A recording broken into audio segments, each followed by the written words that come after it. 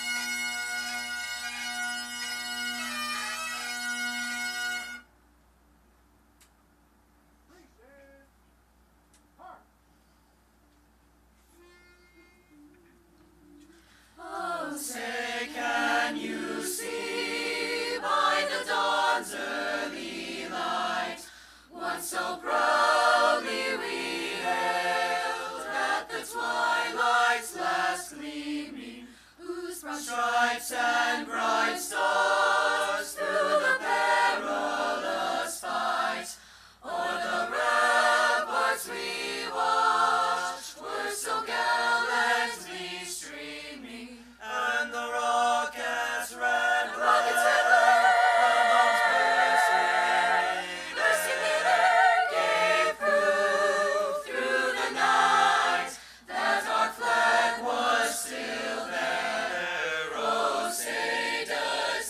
Star-Spangled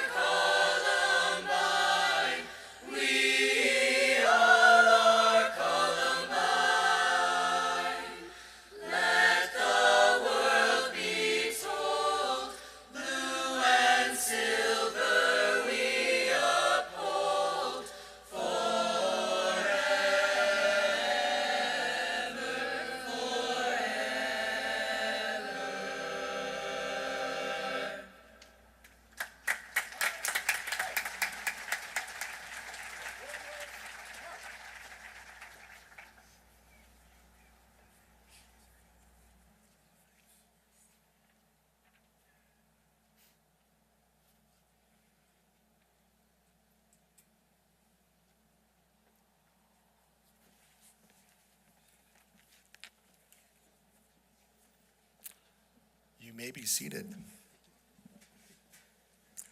Thank you, Blue and Mr. Marsh.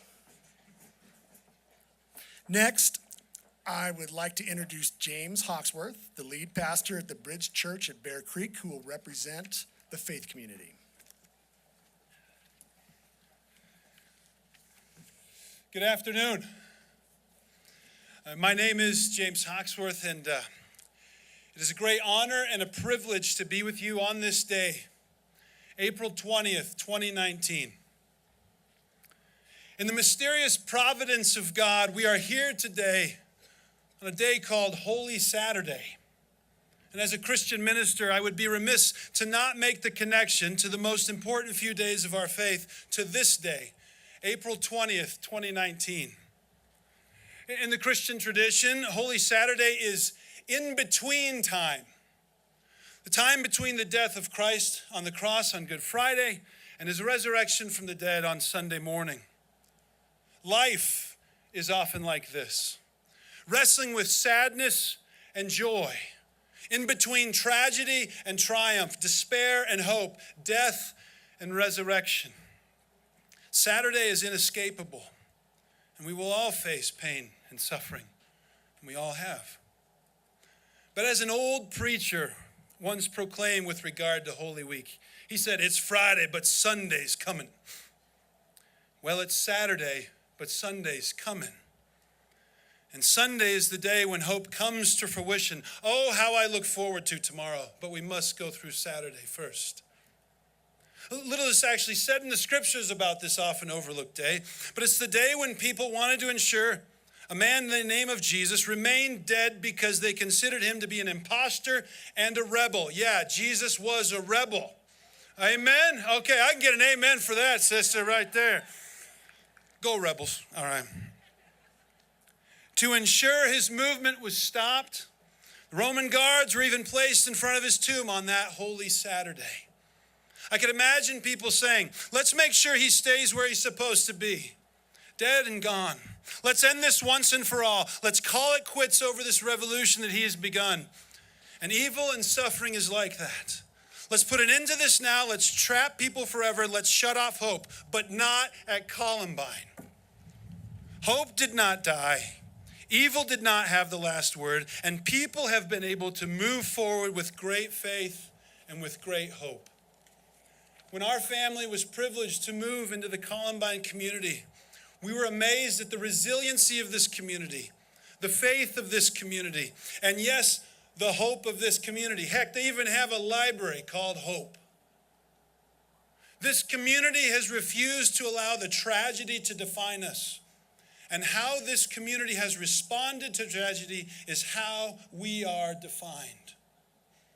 And today you'll hear a lot of words beginning with that prefix, re, as Mr. Andres has already mentioned. You will be challenged to remember, to reflect, and to recommit.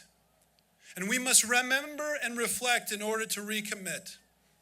I remember where I was, and you remember where you were on that Tuesday 20 years ago. All of a sudden, life comes into crystal clear focus, and we reflect. The things that we thought we valued seem to pale in comparison to what we truly valued in this life. And after we've remembered and reflect, we recommit. But I would like to ask, what are we recommitting to?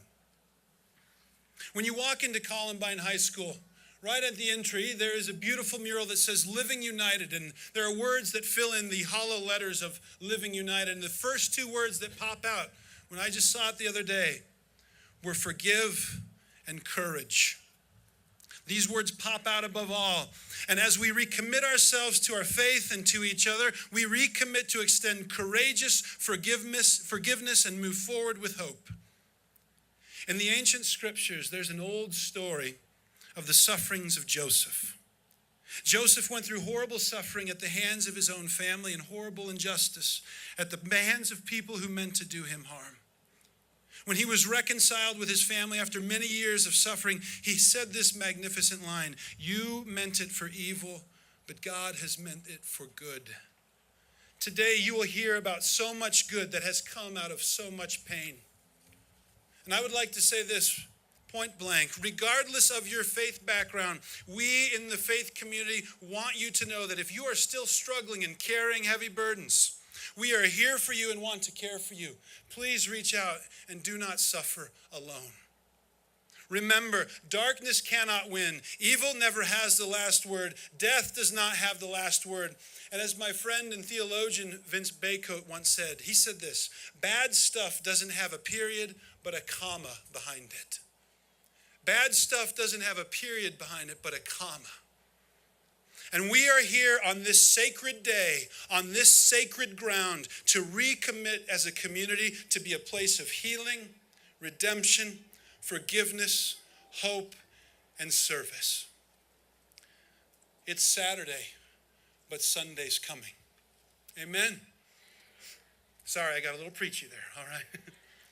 I'd like us to pray, and if you know the psalm, this ancient psalm, Psalm 23, it's powerful scripture, and we're going to pray this. You feel free, if you know it, recite it. If you don't, I'd like to pray that for us as a community. The Lord is my shepherd. I shall not want. He makes me lie down in green pastures. He leads me beside still waters. He restores my soul. He leads me in paths of righteousness for his name's sake. Even though I walk through the valley of the shadow of death, I will fear no evil, for you are with me. Your rod and your staff, they comfort me. You prepare a table before me in the presence of my enemies. You anoint my head with oil. My cup overflows. And surely goodness and mercy shall follow me all the days of my life, and I shall dwell in the house of the Lord forever. Amen. Amen. And it is my privilege to now introduce to you a dear friend of mine by the name of Makoto Fujimura. Mako is a great artist and a great author, but more than that, he is a great man who loves and knows people who struggled with suffering. He's well acquainted with that as a survivor of 9/11 himself, and he's here to dedicate a beautiful piece of art to the community of Columbine. Please welcome Makoto Fujimura.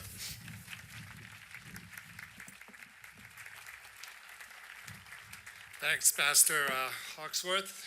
I would like to have the current principal of Columbine and the former principal, Frank, if you can come up on stage, please. On behalf of all of us who watched this incident from afar, even from as far as Japan, and knowing the heavy toll still that you carry, I wanted to bring a gift to you and this community.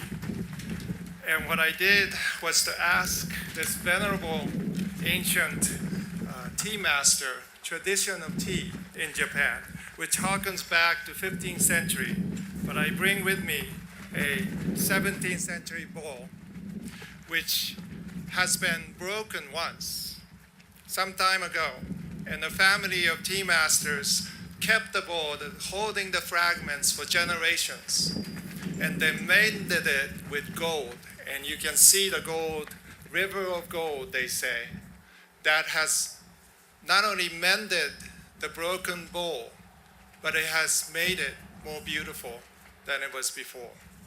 Not only this bowl is more beautiful, it is more valuable than when it was first broken. And I wanted to present this bowl to your community, to all that is still ongoing, and yet the new creation that can come forward is represented in this bowl. So please receive this bowl with gratitude.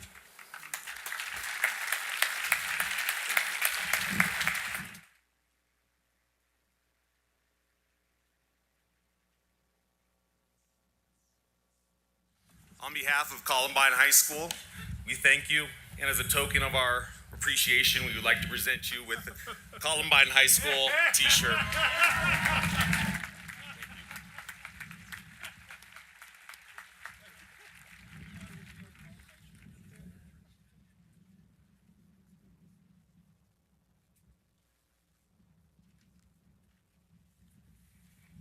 We like our t-shirts. The next gentleman is a former Columbine principal, and he hired a number of the staff that was at Columbine 20 years ago, including myself, something I'm very grateful for. Would you please welcome former Columbine principal and current Jeffco School Board President, Ron Mitchell.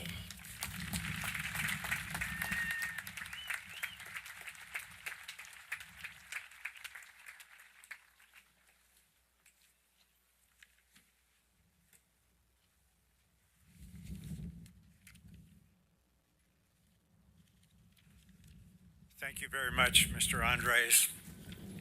It is a privilege to be here on this day with the Columbine community. In some ways, it's hard to believe that it's been 20 years, and in other ways, it feels like the senseless tragedy and loss of life occurred yesterday, as it is indelibly imprinted in our minds and hearts. On this anniversary, I believe it is important to remember, to reflect on what has been accomplished since, to recommit and focus on how we can move forward together in the future. I am privileged and honored to be here with every single one of you and with every individual on this stage. It seems to me that the principals on stage today represent three important and different eras in the history of Columbine. This school has been open for 47 years and has had only 7 principals in that entire time. That is because every leader who arrived at Columbine knew that they were fortunate to serve this community and knew that it was a great community where they could make a great difference. I see the 3 Columbine principals here on this stage today in this way. First, I represent the period of innocence in Columbine High School history. My job as principal was to promote total program excellence, and frankly, we were enjoying some success in that area. Looking back and simply stated, I believe that we were naive prior to 1999. We did not see the future. We did not know that anything like what happened could happen in the future. And if we had, we would not have believed it could happen at Columbine. Second, my friend and colleague Frank DeAngelis has led this community through the uncharted waters of the tragedy and the difficult times that followed. His courage and passion have led this school and community through the darkness and into the light of hope. Not an easy task for anyone who is mortal. Thank you, Frank. And our colleague, thank you.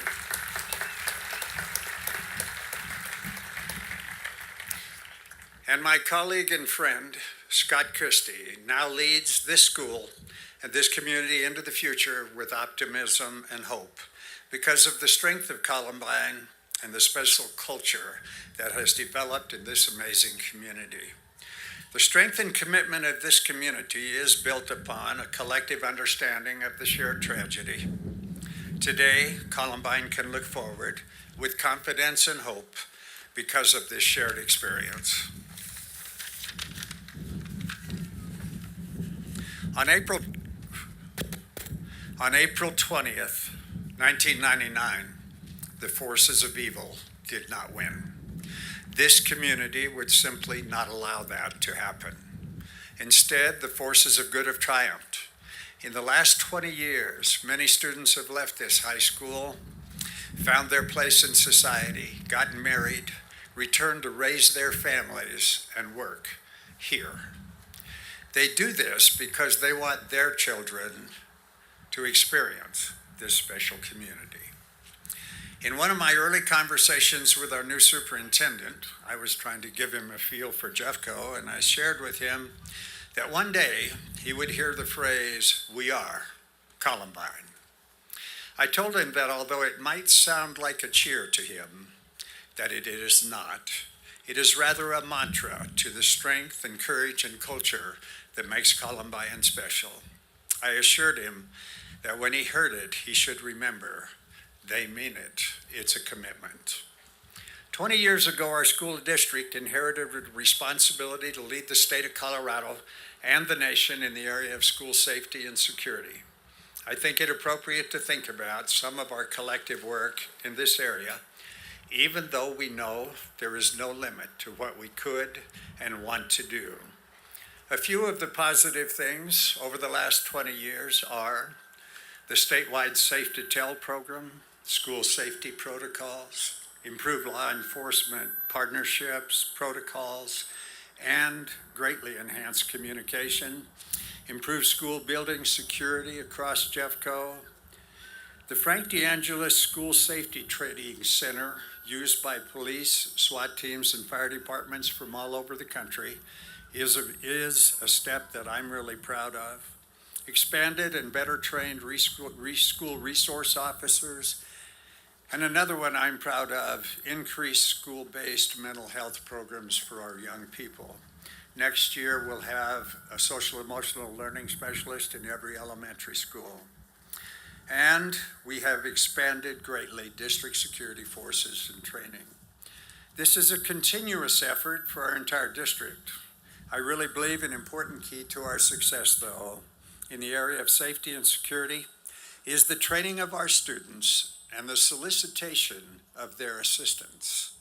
Our students play a critical role in keeping all of us informed and safe. It's hard to manage paper up here in this wind, but while the loss of life 20 years ago was horrific, the impact on survivors, staff, students, and families was also significant. While time may help lessen the intensity of the trauma, the incredible memories still remain. I would like to close today by saying our thoughts, prayers, and hearts go out to the families of all of the victims of this senseless act. And yet, 20 years later, the strength, resiliency, and courage of this community have given all of us hope for the future. Hope is, in my opinion, the most powerful force in the human experience. To all of you who are a part of the Columbine community, thank you for showing all of us how the strength of the human spirit triumphs over the forces of evil. And thank you for giving all of us the wonderful gift of hope.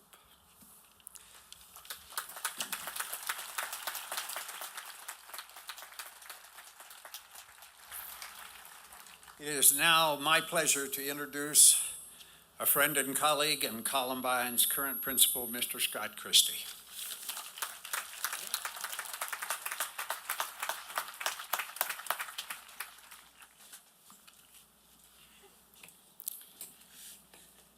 My name is Scott Christie, and I am the very proud principal of Columbine High School.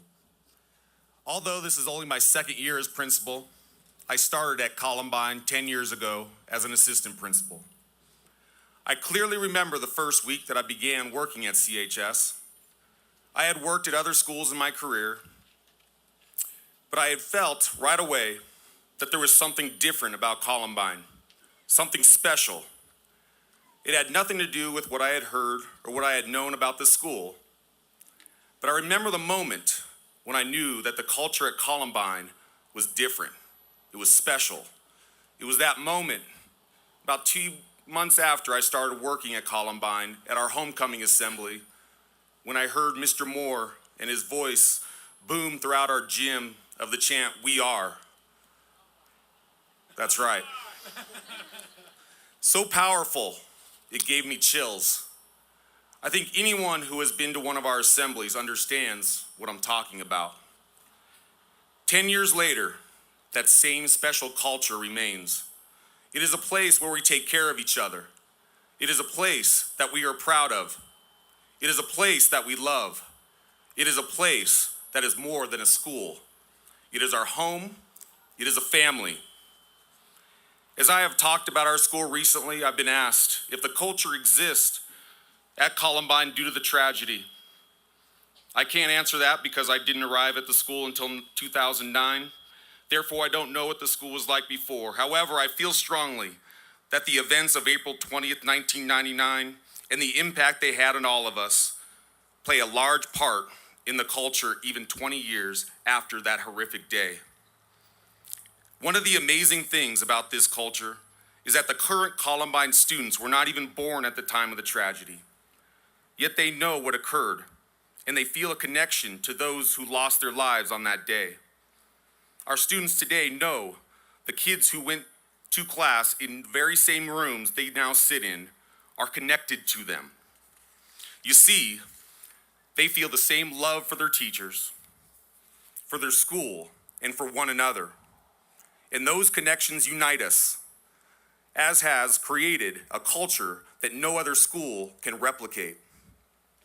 It is what makes the word family not just a word we say, but something we mean and something we feel. I think it is the reason why our students and staff take such good care of each other. It is the reason they are so loving, caring, kind, and dedicated to serving others. They feel the love that has been poured into the school. In fact, we honor our beloved victims by dedicating this day, April 20th, to serving others. I hope that the families of the victims can find some peace in the good that has come out of evil. Such as our day of service, there are multiple scholarships created in their names, school safety protocols, and we do a run to remember them each year. And as I said, I truly believe that every day we feel the spirit of your loved ones lost on that day, and is what unites us and what makes Columbine so special. They are what I describe as the Columbine spirit. Know that your loved ones will never be forgotten. Today, 1,700 students strong bless the Columbine classrooms and hallways. We are a high-achieving school in which 80% of our kids go on to college. We continue to create career pathways for our students so that we can help them identify their strengths and passions so that they can gain experience prior to going into the workforce. Last year, our graduation rate reached over 94%, the highest rate of our school ever. Our co-curricular and extracurricular programs compete and excel at the highest level across the state. I am proud of these accomplishments, but I also love it when our alumni return to visit.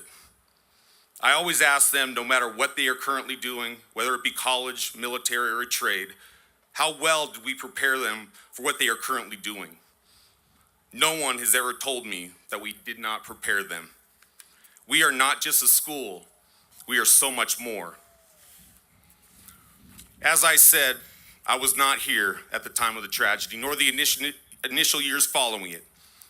However, I have spoken to many who were, and through my talks with them, I know that those years were incredibly difficult. If I had to describe what I have heard about those years in a word, the word would be surviving. Those associated with the school were trying to survive the emotions of the trauma of what had occurred. If I were to describe Columbine in a word today, 20 years later, the word to describe it is not surviving. The word is thriving. It is thriving because of those who believed in it after that horrific day and loved it through its most difficult days. They loved this school so much that they stood with Columbine during the worst of times and were determined to not allow hate to win. They were determined to rebuild the school to be stronger than it was before. Today we are thriving because the entire Columbine community united and stood behind us.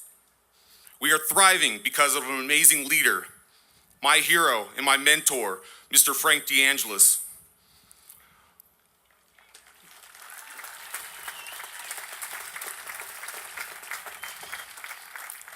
When 99% of the people in this world would have run away, he loved Columbine so much that he stood by it during the worst of times and made sure that it would thrive again. We are thriving because of the many people who followed Mr. D's leadership.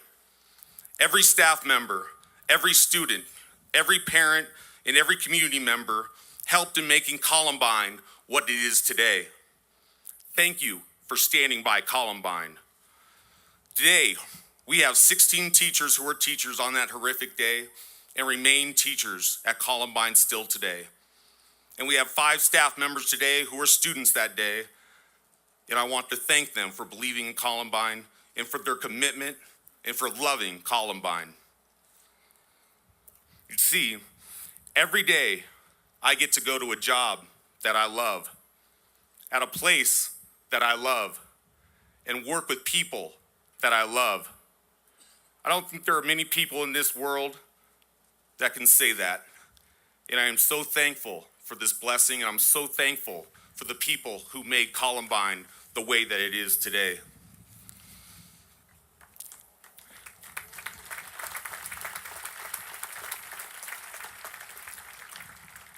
Columbine High School today is a symbol and a model of resiliency. My hope is that any person or group of people that has experienced tragedy can look to Columbine for hope. Columbine High School in our community is an example of the good that can occur when people come together and unite in the face of adversity. We are proof good conquers over evil, and that faith in one another is so very, very important. We are stronger than we were before. In fact, there is nothing stronger than rebel pride in the Columbine spirit. Columbine is special. It is a place that is truly loved. I love it. Our staff loves it. Our students love it. I am honored to be principal. I understand the incredible responsibility that I have. I promise to love Columbine and to work every day to fulfill my responsibility of continuing to move the school forward. To all of you who believed in Columbine and stood by it during the most difficult of times, again, thank you. Thank you for your resilience. Thank you for your kindness. Thank you for your faith in this place that so many of us call home. In the end, thank you everyone who has been a part of Columbine. As I say to our students, thank you for making Columbine what it is, which is the best school on the planet.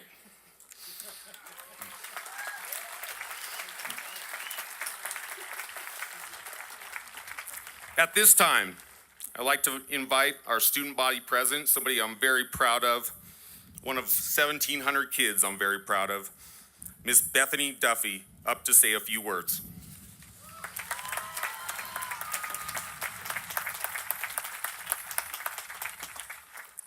Good afternoon. As he said, my name is Bethany Duffy, and I'm the student body president here. And I've had the privilege of living here in the Columbine community my entire life. I wasn't there on April 20th, 1999, and I don't know what it was like back then. I will never fully comprehend what some of the people here had to go through. But what I do know is that I'm the product of this incredible community and the generations that have helped to raise me.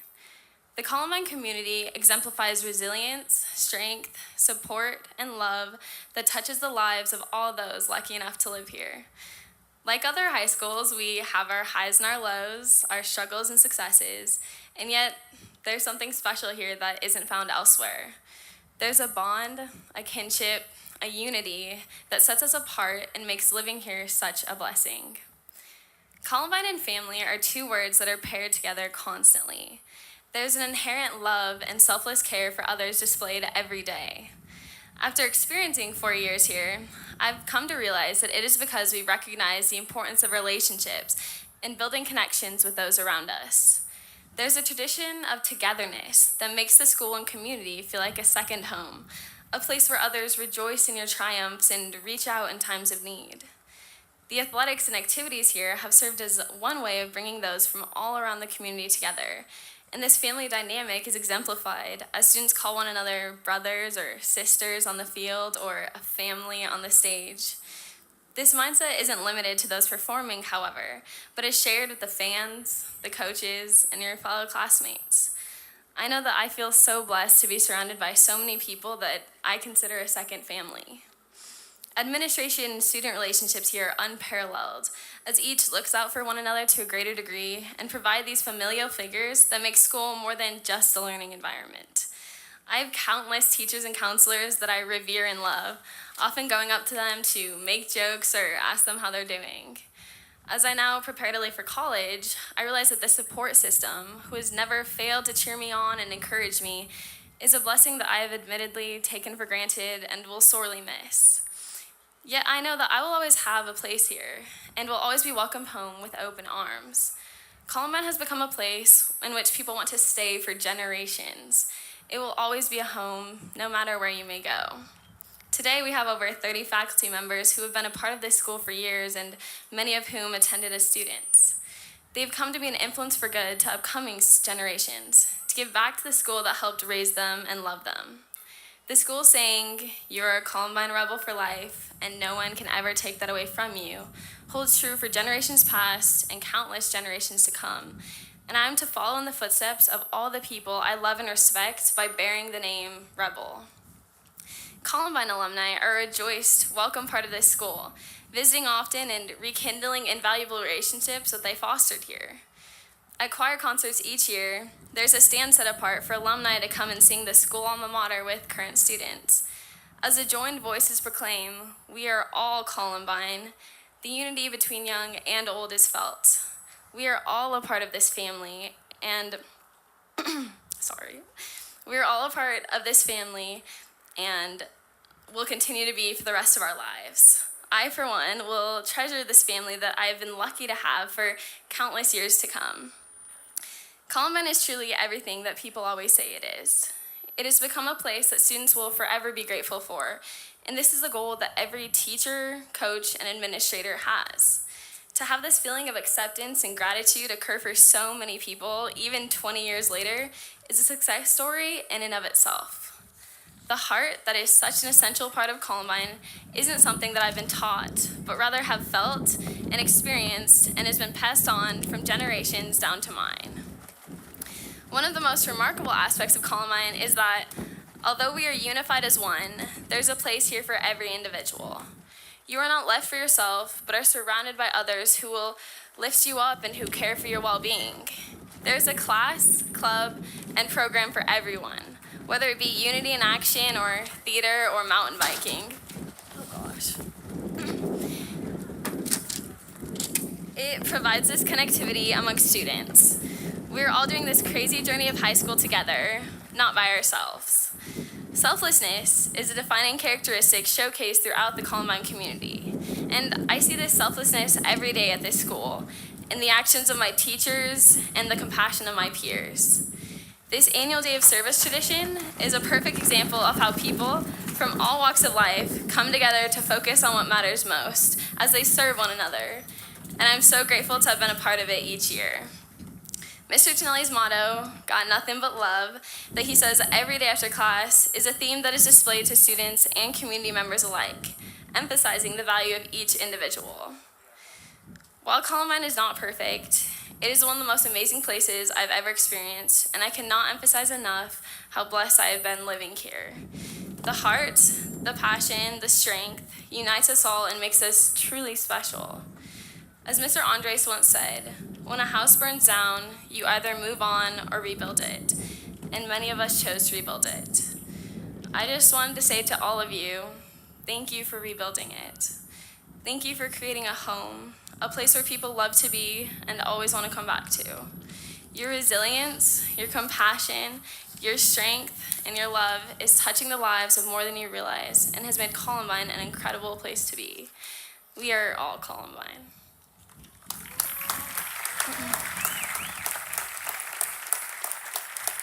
It is now my pleasure to introduce a dear friend and teacher of mine, Miss Mandy Cook.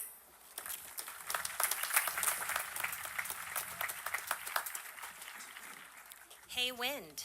Wow. Good afternoon. Thank you all for joining us here today as we gather here to remember. On April 20th, 1999, I was a sophomore at Columbine. Since 2007, I have been a teacher at Columbine. It's been a great 12 years, and how lucky I feel to be working at a school that I love and a place that means so much to so many of us. 20 years ago seems like a lifetime ago, yet other times it feels like yesterday. We can all remember where we were in that day. We all have our stories. I remember feeling confused, walking out of Columbine, thinking we were evacuating for a fire, then told to cross Pierce into Leawood Park. Students started coming from all over the building. When I found my friend Elisa, she said that there were people shooting. It soon became chaotic. We were told to run to someplace safe, and we began to follow other students scattering into the neighborhood. Eventually, some of us landed on the doorsteps of the O'Neills. Mrs. O'Neill opened her home and her heart to a group of terrified teenagers. I learned from the news that the students should go to Leawood Elementary or Clement Park to reconnect with their parents. For some reason, I felt my dad would be at Leawood. Brian, Brett's older brother, drove a few of us to Leawood Elementary, where I found my beyond relieved dad. Little did I know, Brian and I would connect a few years later, as I discovered he was and still is the best friend of my husband, Joel.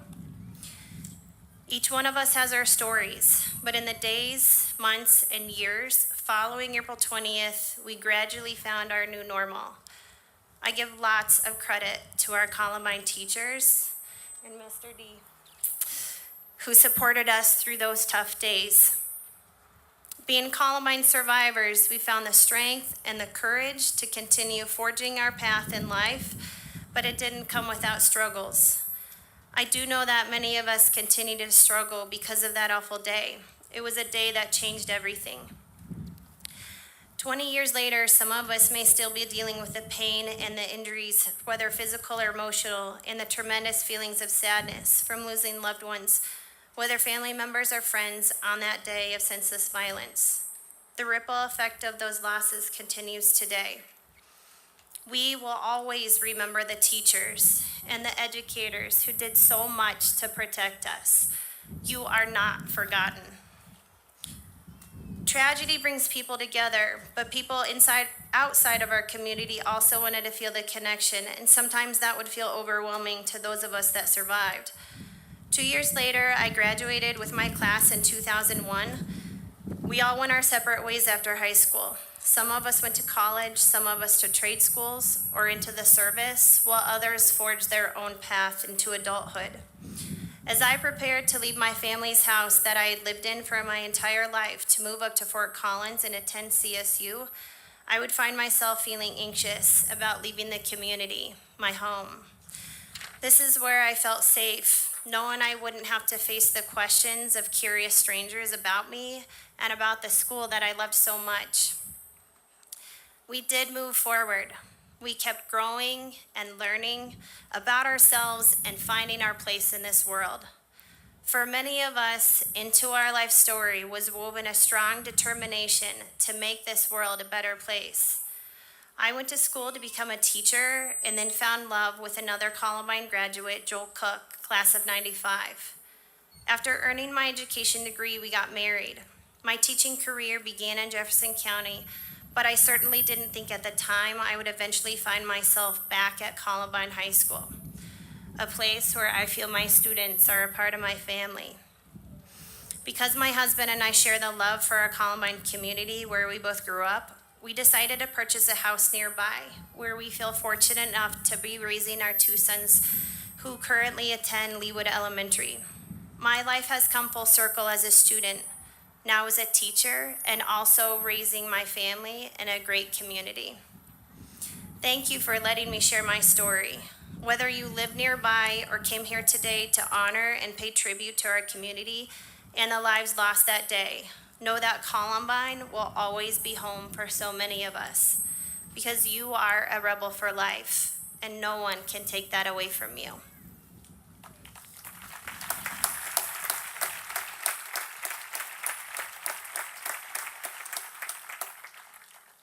I would now like to introduce a Columbine teacher that has meant so much to so many of us.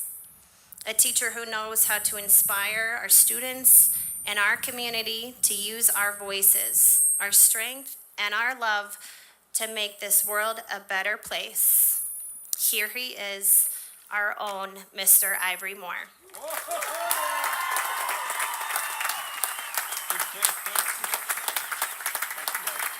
Thank you, my love. Thank you all so much.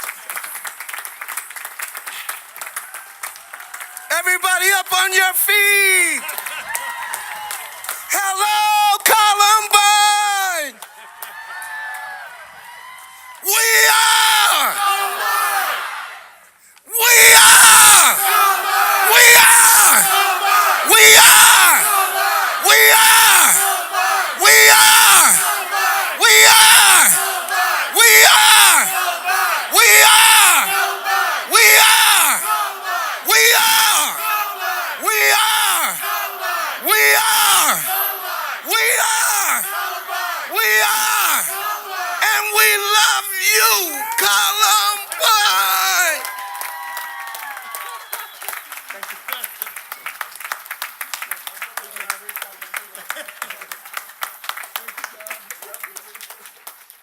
Give it up for Ivory Moore one more time.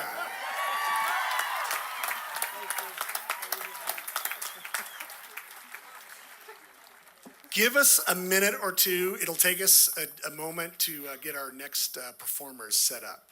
So talk amongst yourselves.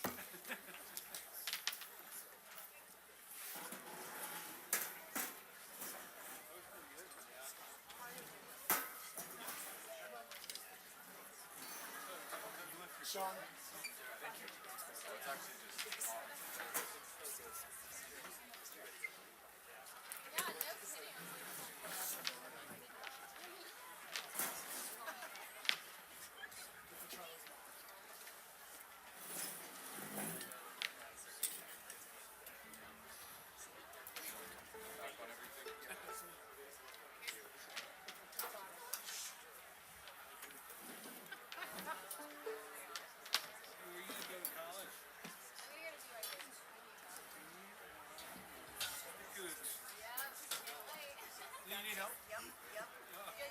I saw that thing going, and I almost like do I get up and then like feels weird, like you're running over, and then I'm like, I can see the weight.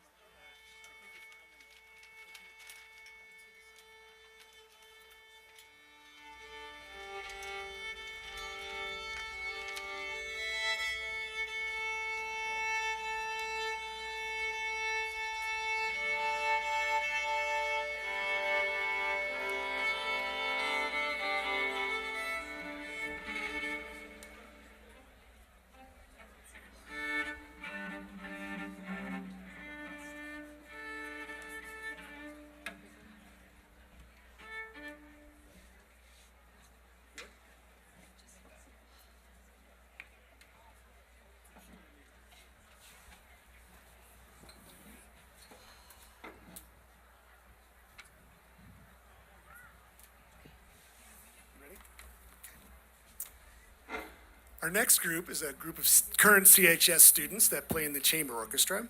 We have Lizzie Hetzel on first violin, Brianna Sondak on second violin, Charlie Wooten on viola, and Sarah Kuzbiel on cello. They are under the direction of Mr. Phil Inzerillo, and they are going to play Crisantemi by Puccini, which is an elegy that was dedicated to a friend.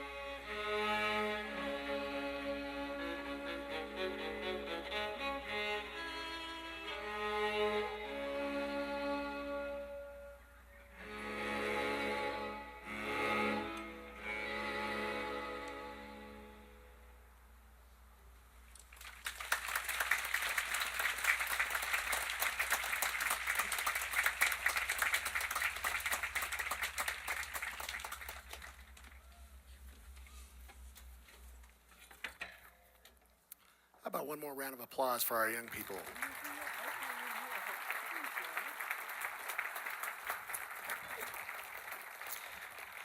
And now, over here, we will have a video message from former President William J. Clinton.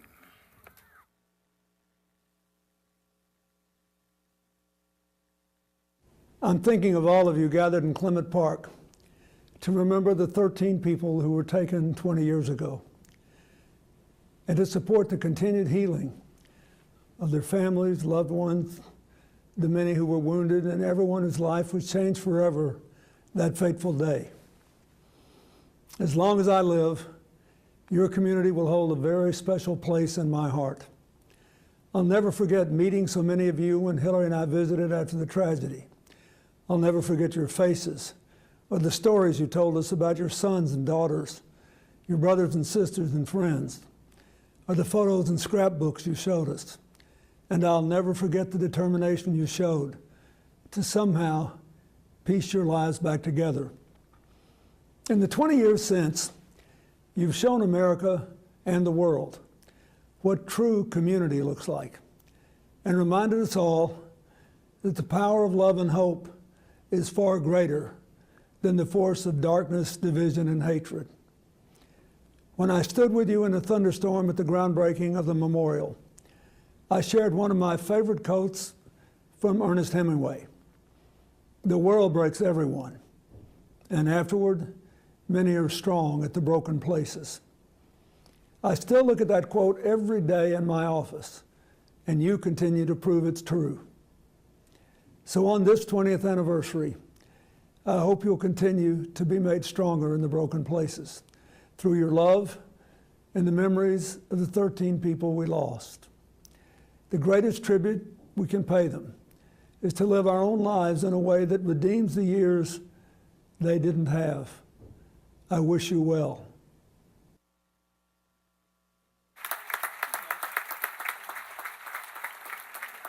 Thank you, Mr. Clinton. Our next speaker is 2002 graduate Sean Graves.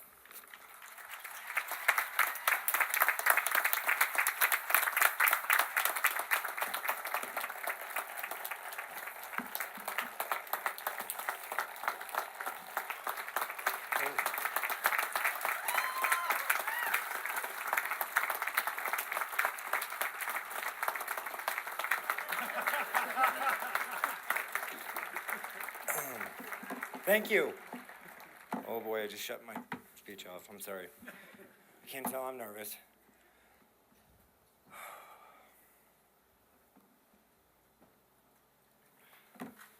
Okay, I'm sorry.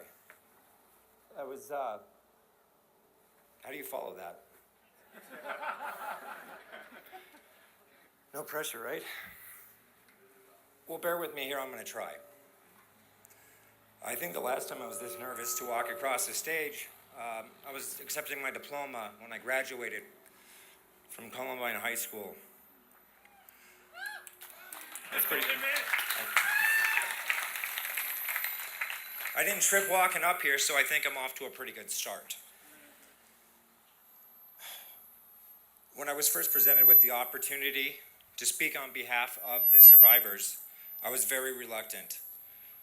I didn't know how I would be emotionally, what state I would be in. Well, I can tell you right now, looking at the crowd, looking at all of you, I'm filled with pride. Well, not just pride, rebel pride. I'd like to thank the committee for allowing myself and my wife, Kara, to be a part of it.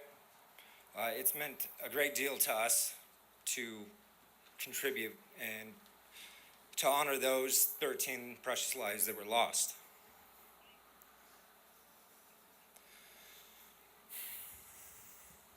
I tried this morning, and I would like to try it again.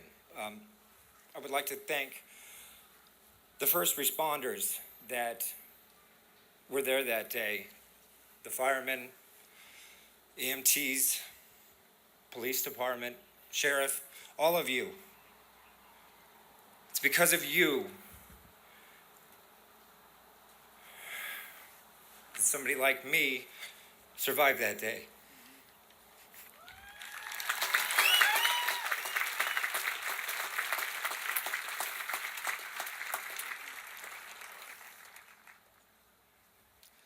You've inspired us to do more. You've inspired us to give back to our community. You inspire us to inspire you.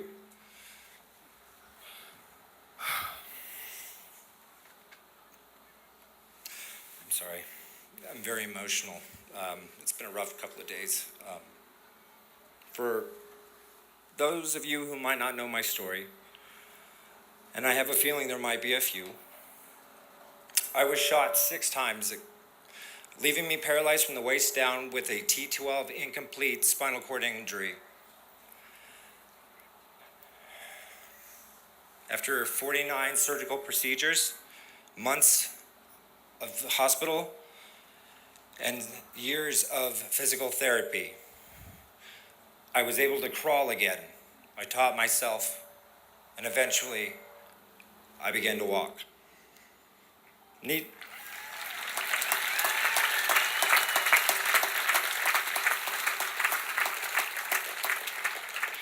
Needless to say, I've acquired myself a decent amount of scars.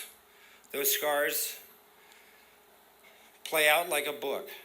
They tell a story of my journey, my personal journey, from where I was to where I am to now. But not all scars are visible on the skin. On that day, there were close to 2,000 people inside, students, staff, and teachers. On that day, those people walked into that building, but not a single one of us walked out the same. Everyone was broken. We all bled blue and silver.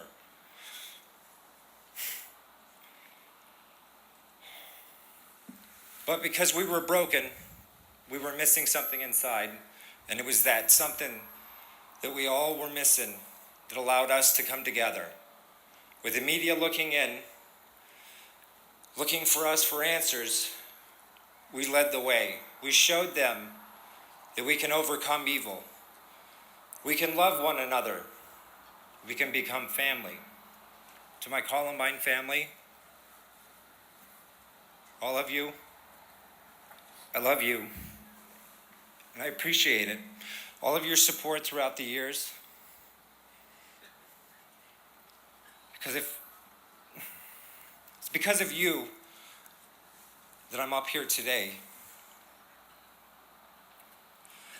It took me having a baby to truly understand just how far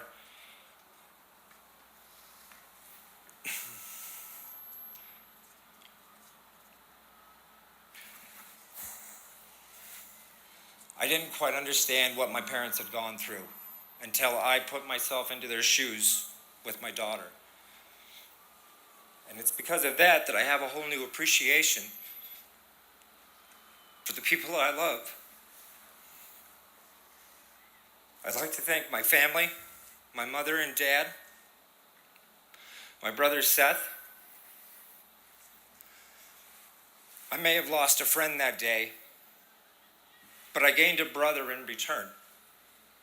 I love you, Adam. I'm proud to be a part of this community. I'm a rebel.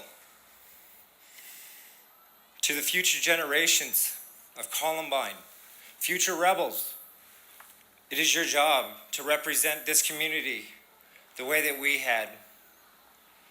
Go out, love one another, learn from our mistakes. We didn't realize how much we meant to each other until it was too late. It took tragedy for us to realize that we can move past hate. We don't have to not like each other. Enemies, we're now best friends. We love one another. You're my family. We made friendships. We gathered strong.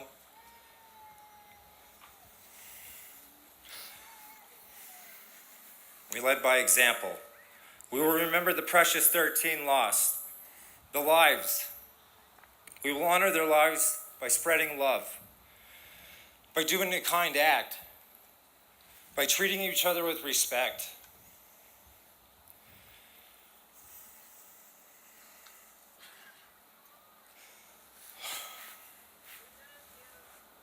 Thank you. I'm sorry. This is,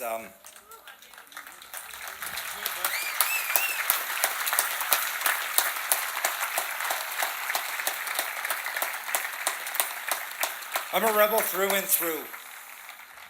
My daughter, she will be a rebel. She's only 3 now. We're rebel strong, and not many people know what that means.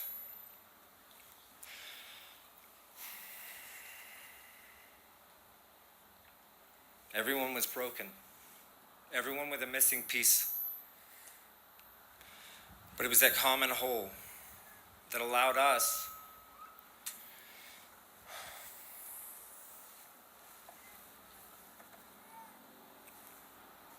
sorry.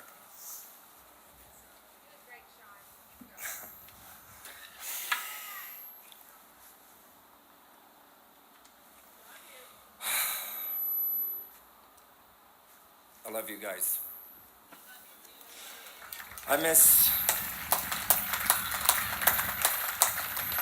Thank you for the support. It is now my great honor to introduce the next speaker. Truth be told, this man inspired me in the beginning to push myself harder, and it is because of him that I am literally standing here today. Ladies and gentlemen, my friend, Patrick Ireland.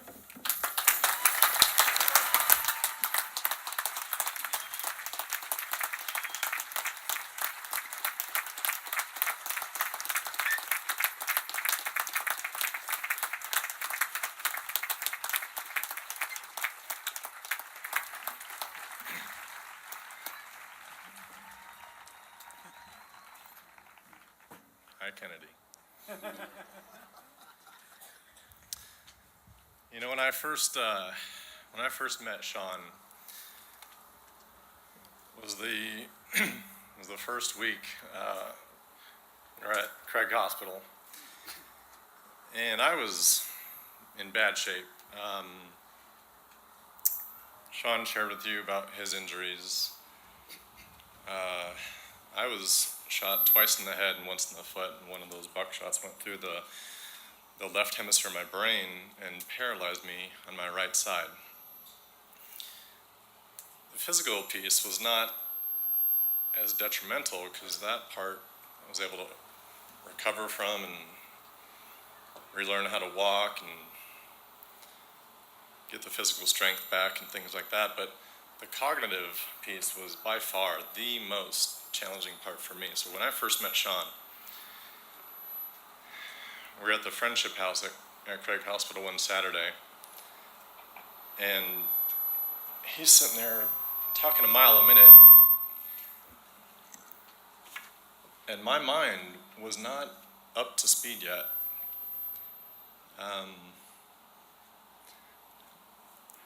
The bullet went through the language center of my brain, and the cognitive impairment and relearning how to read and write and form words and be able to write letters and be able to speak again was extremely challenging. This morning I was talking with some of the first responders, and I heard more of the details about my trip to St. Anthony's Central Hospital, and my speech was so slow and labored, and so when I first met Sean, I was probably like 3 sentences behind him trying to understand and comprehend what he was saying, trying to formulate my own feedback and thoughts and what I was going to respond with. He's already like 3 sentences down the road. That was extremely frustrating for me because I'd always been a hard worker and a good student. I had straight A's up to that point, and the cognitive piece about it was just so challenging and frustrating for me because in my mind, I knew what words I wanted to say, what letters I wanted to write, what sort of communication with people. The first week at St. Anthony's, I remember later on hearing stories and people sharing with me about just conversations that didn't make any sense. I had just gotten back from a Spanish class trip to Spain, and half my conversations were in Spanish. Other questions that were asked of me, I was either repeating what I heard over the intercom or repeating the question back to whoever was asking me the question, and just a significant challenge in the communication between me and whoever I was talking to. But through the help of everybody, first responders, police, SWAT, EMTs, physical therapists, occupational therapists, everybody, doctors, nurses, surgeons, like everybody who helped with rebuilding our lives, we've come so far. Love, impact, scars, perseverance, attitude, togetherness, pride, community, hope, memories, recovery, forgiveness. These are some of the words that come to mind when I think back on the past 20 years and what our journey has meant to me, and hopefully to many of you as well. This has been an extremely emotionally draining week for me. I've had some conversations up to this point, that getting a chance to speak on Thursday night, talking to the student body yesterday morning, speaking this morning and speaking here, it's like you get amped up, you get some adrenaline going, and then after, just like this huge letdown of adrenaline, I'm gonna sleep good tonight. We've been able to come together and connect with so many people that I'm sure after it's all over, we'll look back on it. There was so much anticipation leading up to this. The planning committee meetings, all the different things, and just the massive amount of time that we put into it beforehand, waiting for it to come, just the day.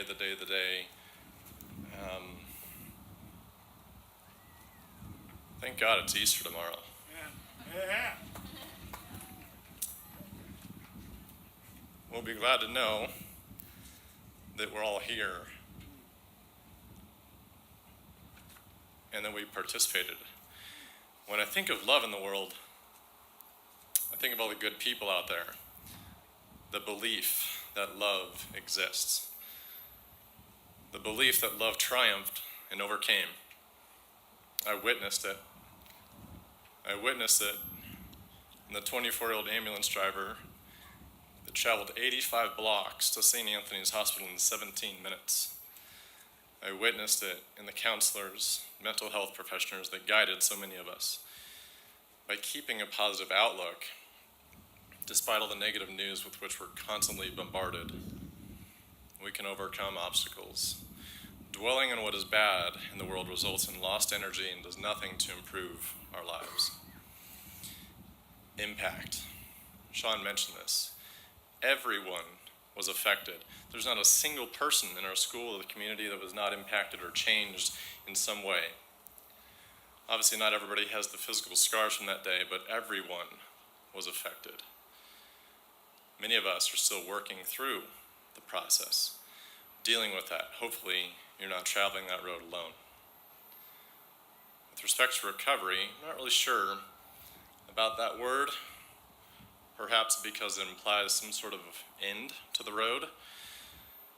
And for many, there may not be an end, but more of a process of learning how to adjust. Perseverance. Perseverance is one of the lessons that stuck with me from my childhood. Without perseverance, who knows if I would have made it to that window or gotten out alive.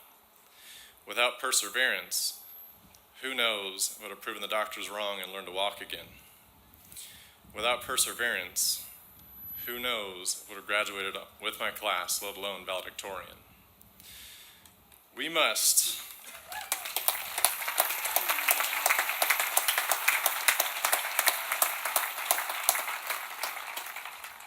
persevere every day in our work to positively impact other people's lives. The lesson that played the most critical role in defining the impact that that day, and more importantly, the days that followed, and shaped my life and the lives of people around us, was a recognition of choice. We can choose our attitude. We can choose our effort. We can choose to live with the attitude of a victor, because you're only a victim if you let yourself become one. Choosing to be a victor gives us the courage and strength to push on when the easier choice may be just to give up. U.S. Civil Rights leader Whitney Young once said, "The truth is that there's nothing noble in being superior to someone else. The only real nobility is being superior to your former self." During my recovery, my neuropsychologist told me that something that started my road to recovery, emotional recovery, was the fact that I was able to do something about my situation, even in the library. I think there are two pieces to that: my personality and perhaps my commitment to others. Motivated me to do something, to push, initiate. The fact that I was able to take charge that day, as hard as it was, empowered me. So I took on the responsibility, and in turn gave me inner strength to overcome the injury to the extent that I have. Togetherness embodies the soul of this community. Open hearts, open homes. Mandy talked about it.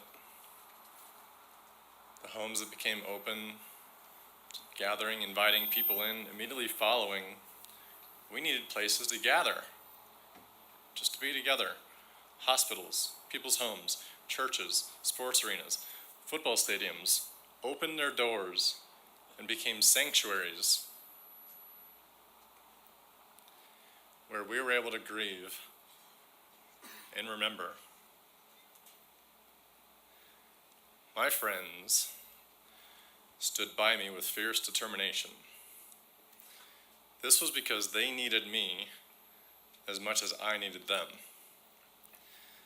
We were all traumatized in our own ways, and supporting me gave them a mission of their own.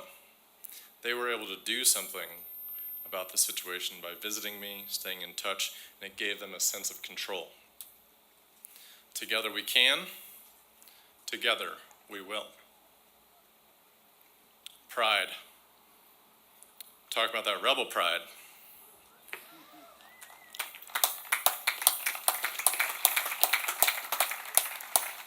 I had a chance to speak to the student body yesterday and talked about this. Rebel pride is more than just a school logo. It's a feeling that you get from this community. Grit, hard work, determination, nothing is handed to you. You have to work hard to achieve this, achieve things in life. Rebel pride is something you grow up aspiring to be a part of. I have a sense of pride in that image of me coming out the window that day. To me, it's an image of hope, strength, and courage. So if that story helps, I'm honored to be one, just one, of the symbols of that day. Memories. I've got so many fond memories of this and this school and community being being part of the 1997 state basketball championship as a freshman,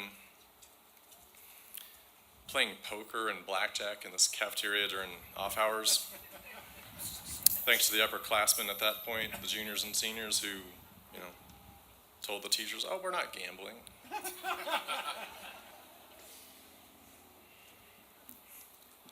Study groups for chemistry class. Food club, the most active club in Columbine High School history. Not everybody knows about it, but we made the yearbook.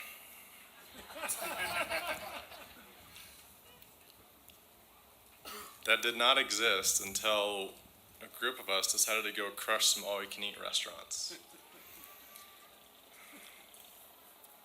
Then we got a little bit more sophisticated and wrote some bylaws, and our AP English teacher just encouraged it and kept us going. We still meet. Spanish class trip to Spain the month before the shooting. Pre-game meals with Mark Schlereth. Mr. D and the Lakewood Police teaching one of my best friends a lesson in the parking lot to pour out, how many cases of beer was that? 10? 10 cases of beer? Oh, Peter. Oh, man. Bookland and our AP English trip to the UK, the Fairview game, the 1999 state championship.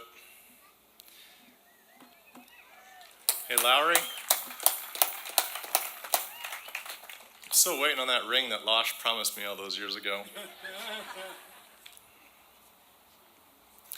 Finally, I'll leave you with a few thoughts about the tremendous power of forgiveness.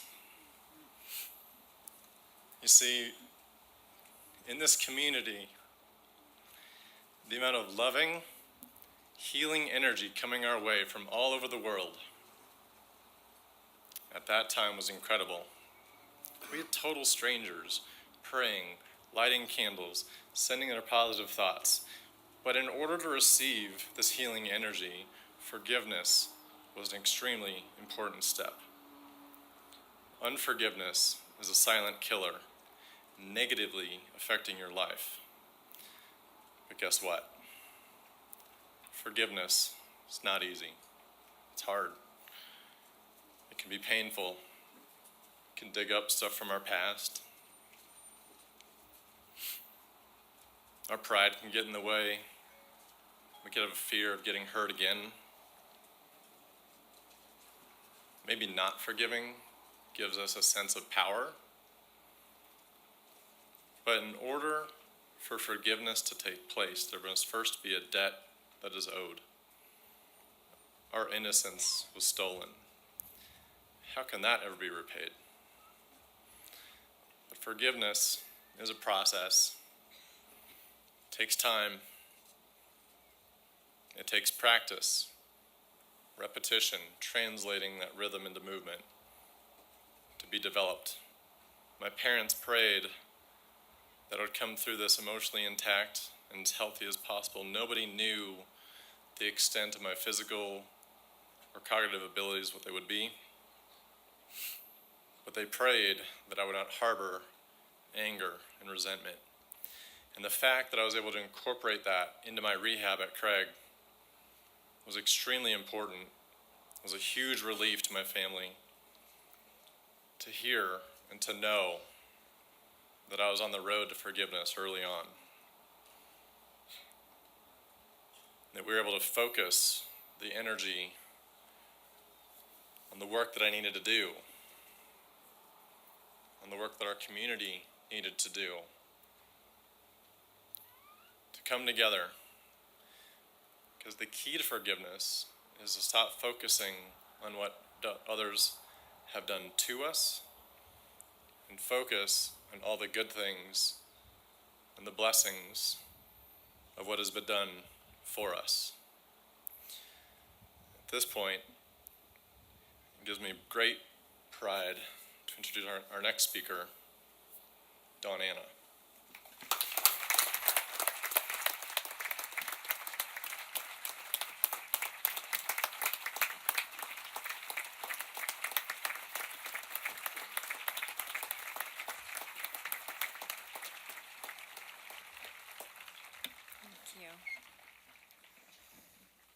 Okay, I came with tissue.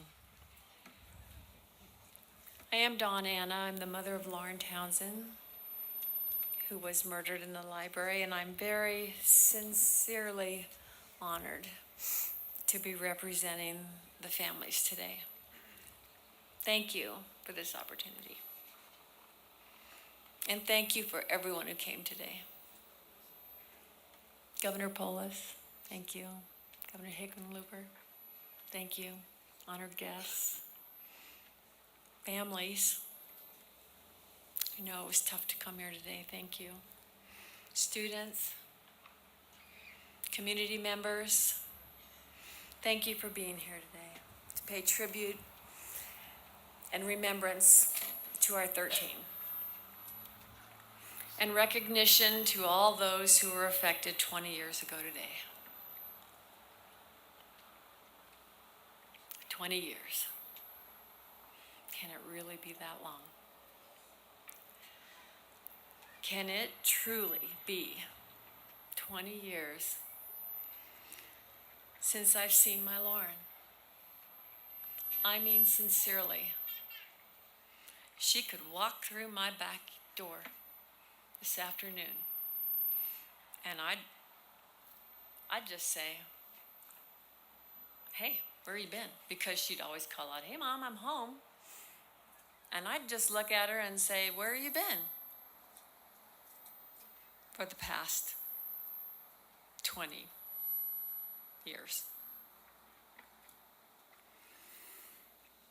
You know, there's a question that all of us have been asked a lot. How are you doing? How are you doing after all this time? It's a valid question. And personally, I need to kind of stop and gut check. How am I doing? How are we doing after 20 years without our loved ones? Fine isn't an answer. It's a little joke. Fine isn't an answer. Because really that's something one says to brush over the question and just move on to something else. Because that's the answer one gives to make the other person feel better. How are we surviving? You know, the secret to surviving is that there is no secret to surviving.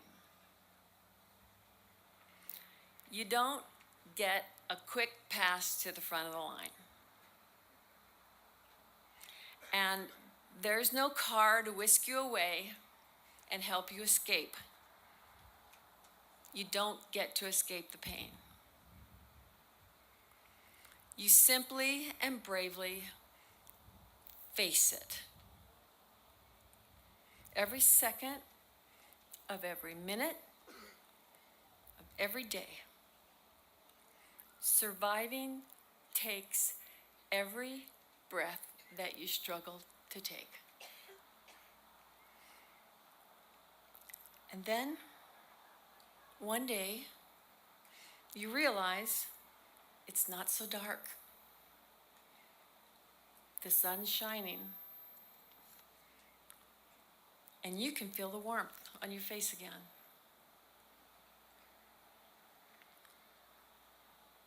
How are we? We're changed. We're weaker in some places, but hopefully we're stronger in most of them. Our hearts have giant holes in them, but our hearts are bigger than they were 20 years ago. We've all found ways to reach out to others. And it started by helping the students at Columbine by building them a new library and a new atrium. And then we went on And we worked at raising money for the memorial. And you know, it's continued for 20 years by each of us in our own personal experiences, finding ways to help others who are going through the same pain and the same heartbreak as ours.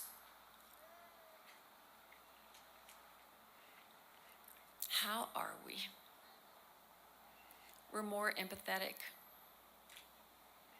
School shootings, any shooting, brings us right back to that same place we were on April 20th, 1999.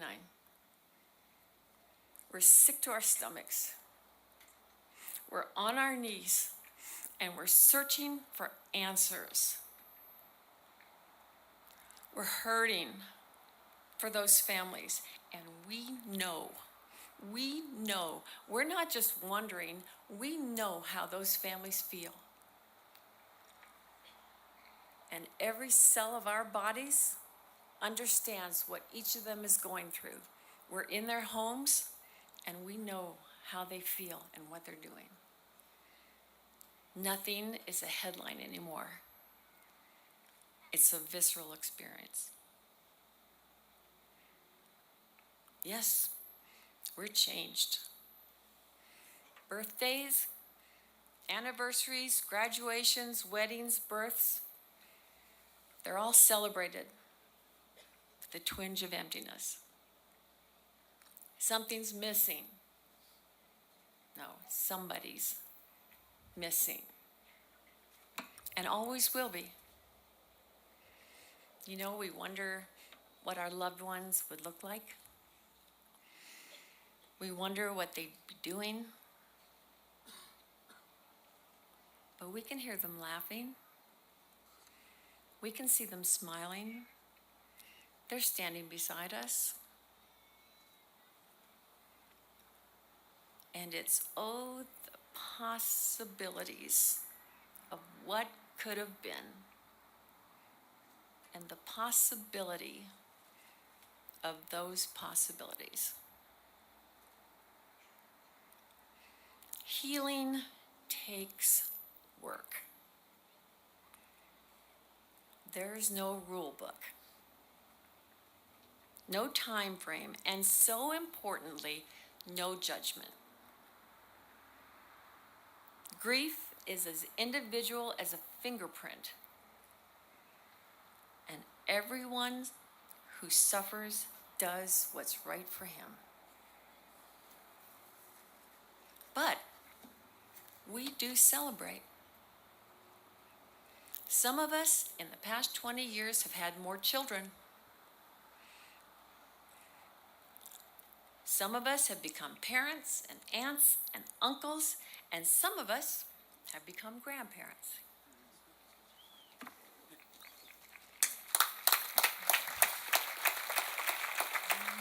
Yeah, with another one on the way. But we've celebrated life. And we've tried to share what we've learned with others. Because if we can't take this horrible pain and turn it into something positive, something loving, then how can we honor them? How can we honor our 13 if we don't reach out and help others? Because the serendipitous glory of helping others is that when we do, we start and we continue to heal. How are we? We're grieving. 20 years later, you're grieving?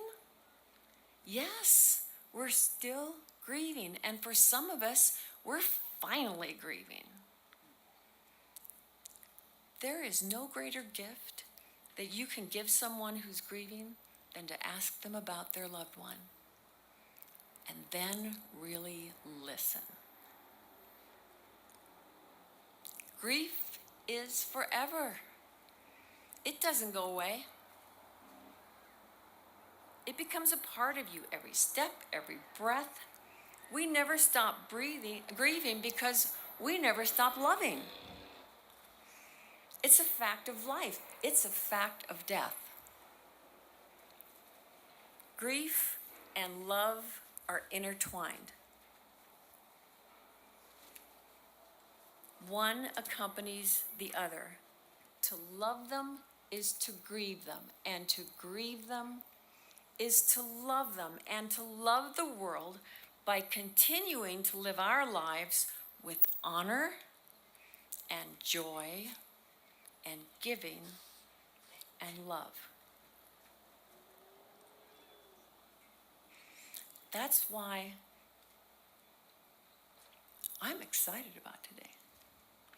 I'm excited about April 20th being a day of giving, a day of recommitment. When Casey Summers, the former principal of Columbine, came to me after a volleyball game almost 4 years ago, and he said, "Dawn, I've heard you. The Columbine students are going to make April 20th a day of giving." I started to cry, and they were tears of joy. What better tribute to our beloved 13 than to have the students of Columbine use this day, to go out and contribute in a positive way to their community.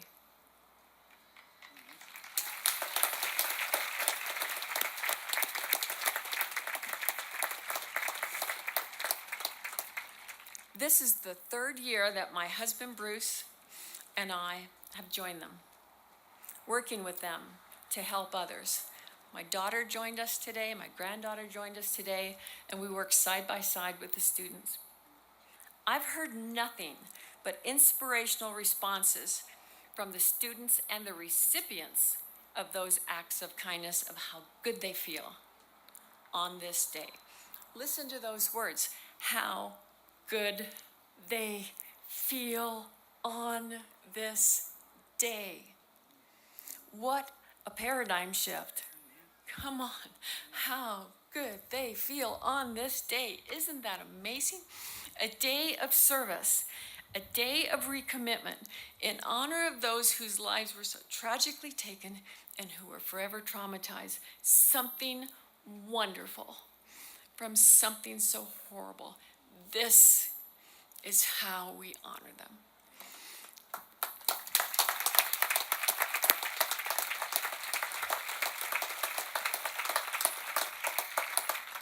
Lauren, Kyle, Matt, Kelly, Danny, Rachel, Isaiah, Corey, Daniel, Cassie, John, Stephen, Dave, this is how we honor you.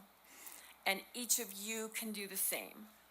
Just as 20 years ago in the aftermath of the massacre, we wanted to be better people to honor them, so should we continue each day to do the same.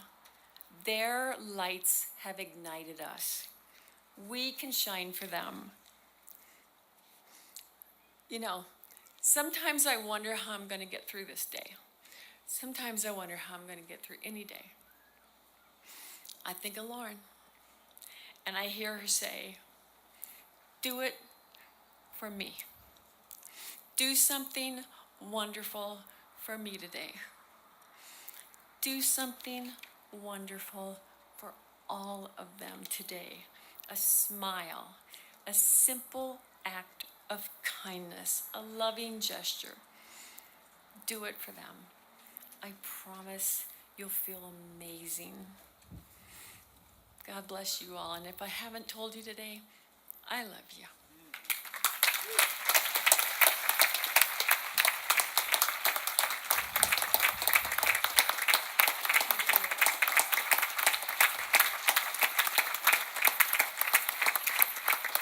Thank you, guys. Thank you all so much. I'd like to bring up two young gentlemen who are teachers at Columbine and have made the dream a reality in this day of service, day of recommitment. Jeff Garco, Sam Daly. Thank you.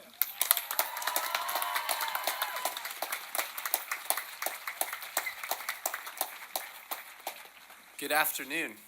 My name is Sam Daly. I have the honor of teaching social studies at Columbine High School. My name is Jeff Garco. I'm a proud graduate of the Columbine High School class of 2006, and also have the honor of teaching social studies at Columbine High School.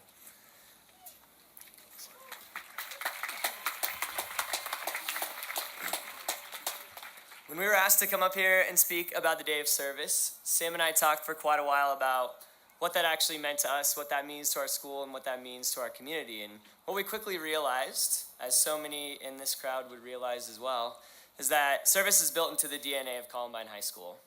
Service is in everything we do. When you come to Columbine and step through the doors for the first time, you understand that expectation that when you're a Columbine Rebel, you serve others. So while the Day of Service is an amazing culmination of what we expect of our students every day, it's not the only way that we serve. Columbine High School hosts the largest high school blood drive in the United States of America.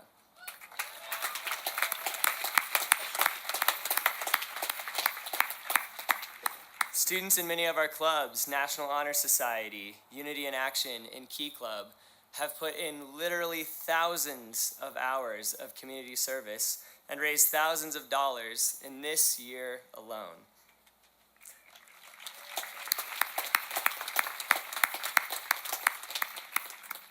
Columbine High School, Chatfield High School, and Dakota Ridge High School are one of the only communities in the country who come together once a year to hold a tri-school event known as Chakotabine, where every year the school that hosts it chooses an organization that they would like to raise money for. And that amount has gone into the hundreds of thousands of dollars as our Student Senate, Chatfield Student Senate, and Dakota Ridge's Student Senate have come together to put on an amazing event year after year to celebrate the larger Columbine community.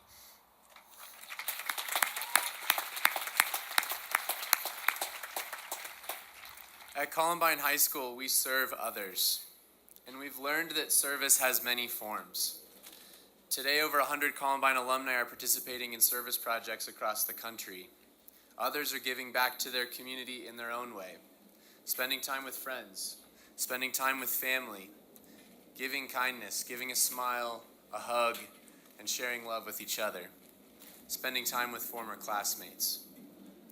Our Day of Service, like Donanna mentioned, started in 2017 as a way to remember the lives lost at Columbine, as well as a way to celebrate and give back to the community that has given us so much. That first year, 20 projects took place and 560 students and staff members volunteered. Today, we're aware of 87 projects across 17 states and 9 countries, including Canada, France, the United Kingdom, Malaysia, and Tanzania.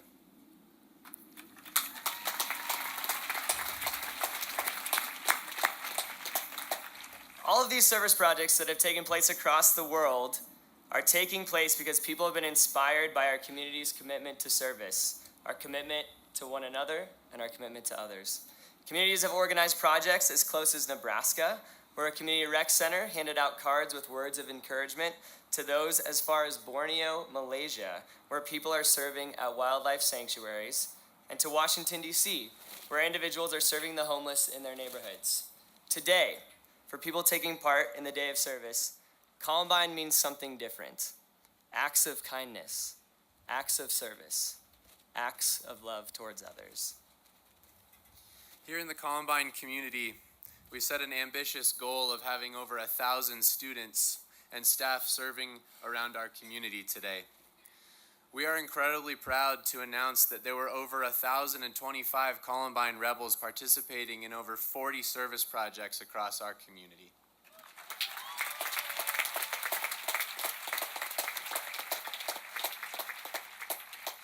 And it doesn't stop there. Globally, over 1,500 people are serving their communities in a variety of ways, and this is what the Day of Recommitment means, and this is what a Day of Recommitment looks like. In February, we had the privilege to accompany Don Anna, Frank DeAngelis, former Attorney General Cynthia Kaufman, and Patrick Ireland to meet with our newly elected governor to ask that April 20th be forever known as a day of recommitment and solidarity with the Columbine community.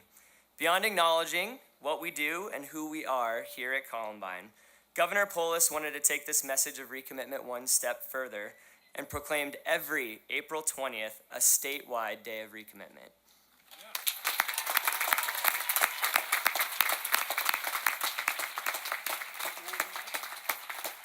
With all of this being said, and with incredible inspiration from the folks behind us, especially Don Anna, we'd like to welcome the 43rd Governor of the state of Colorado, Jared Polis, who has a special message for the Columbine community.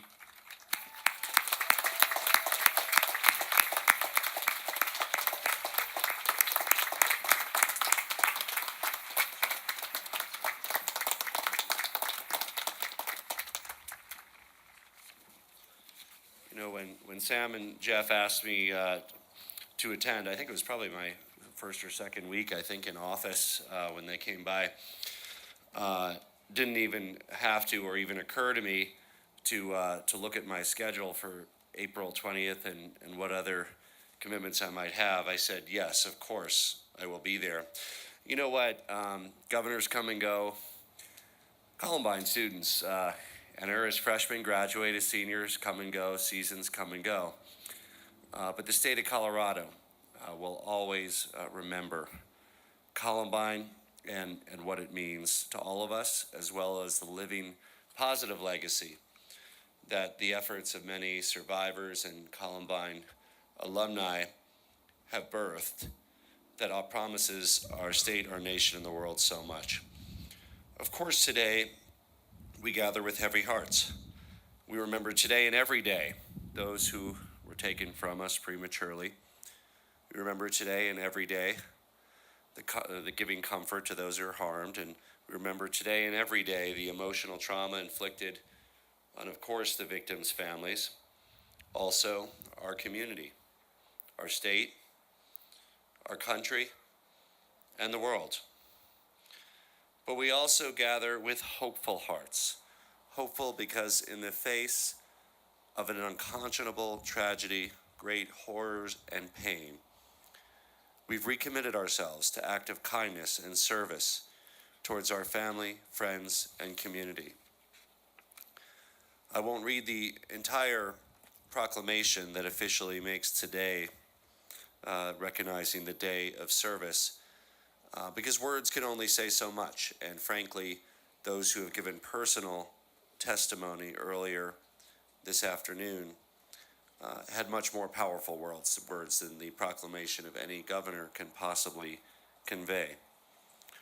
But what I do want to say from this proclamation is that on April 20th of each year, we will declare it a day of service, because on April 20th, Columbine High School celebrates a day of service during which students and staff, alumni, and community members come together in memory of our beloved 13 to perform acts of kindness for first responders, senior citizens, neighboring schools, community parks, homeless shelters, and others in needs of service.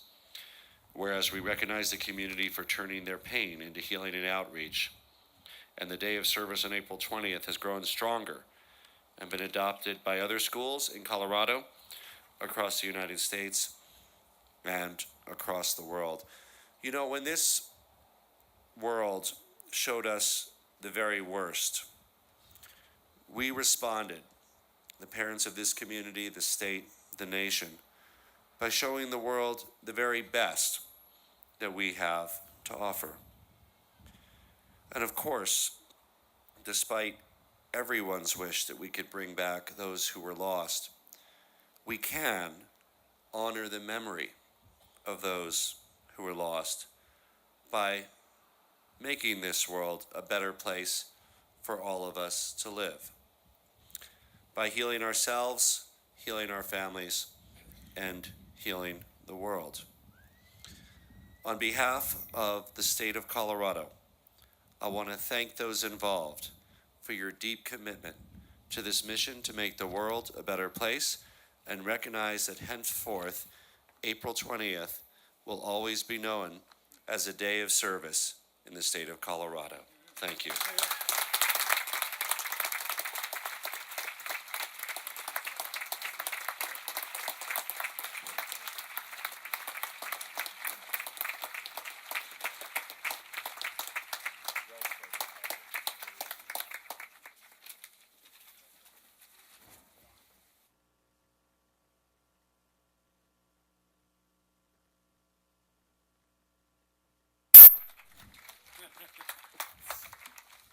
Thank you so much, Governor.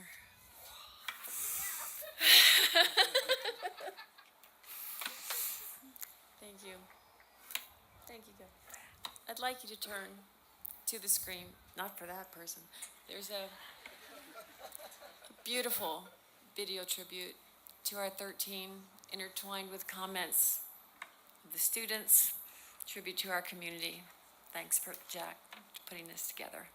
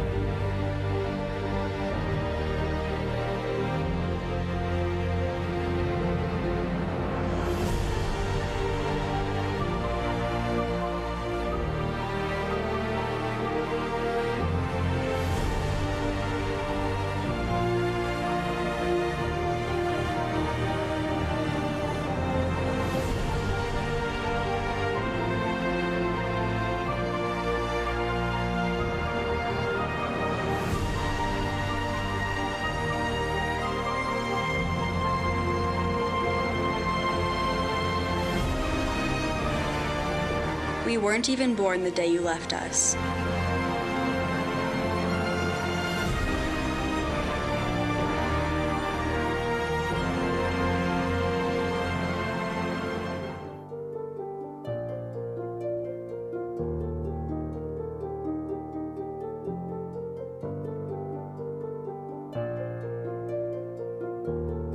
We didn't know your story until we were old enough to hear it.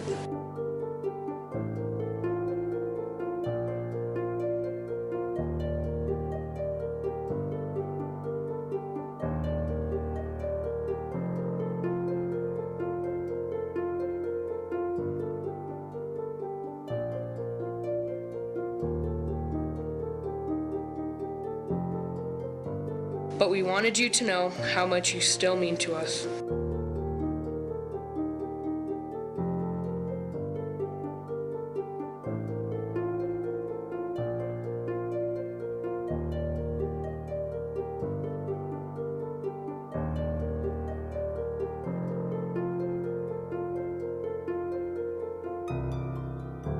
We honor you in remembrance.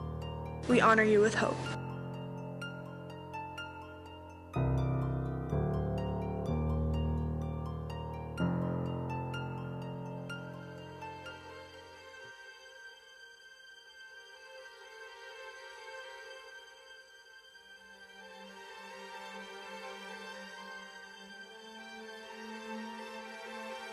And we wanted you to know that what happened that day changed so many things.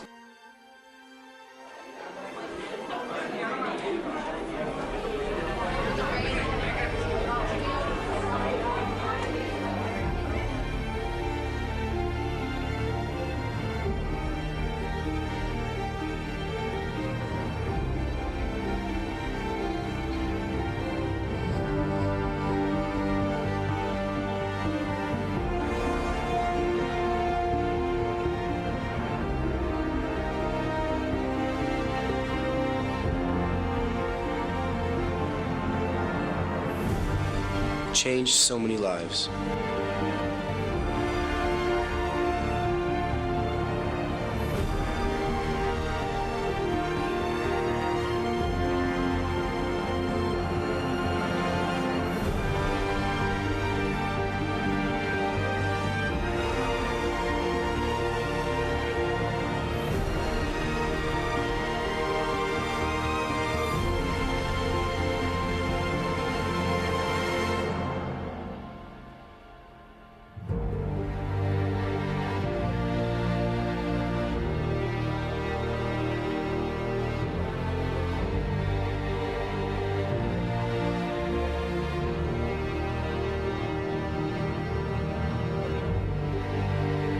We are more loving, more caring.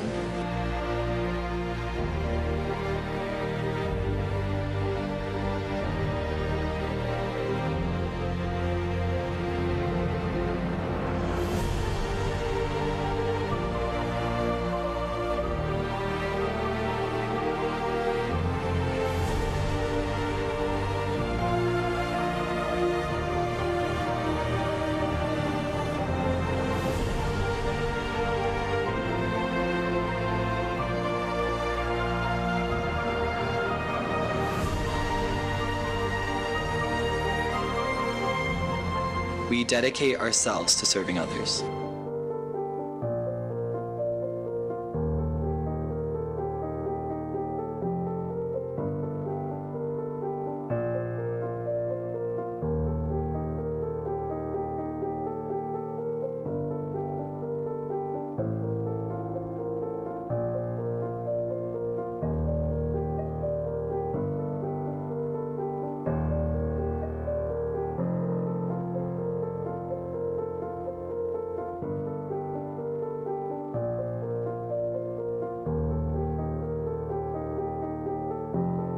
The hard and tragic lessons of that day have made us smarter.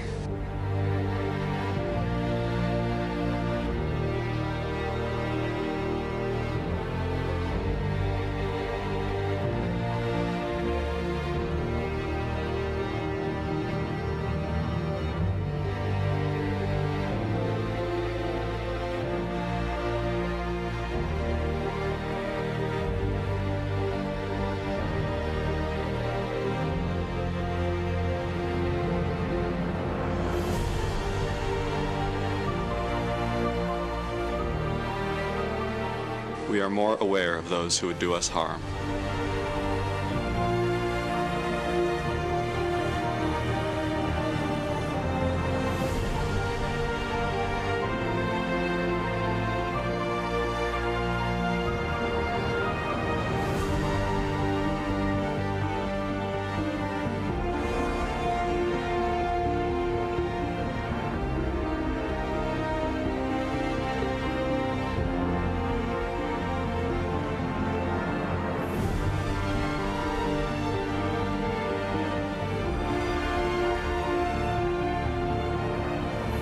We are better prepared and stronger.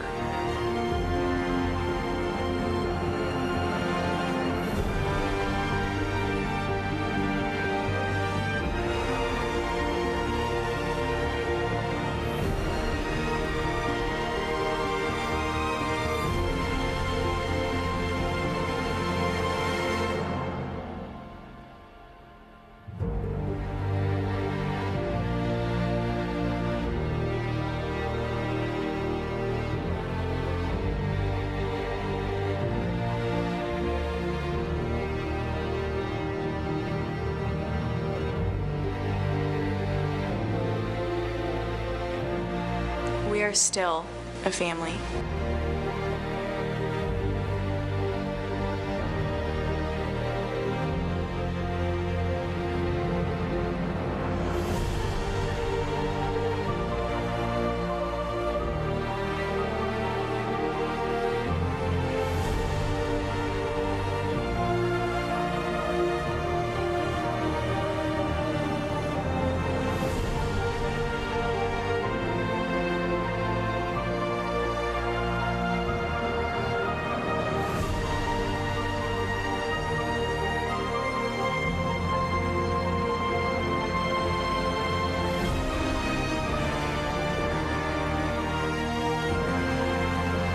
We are Columbine.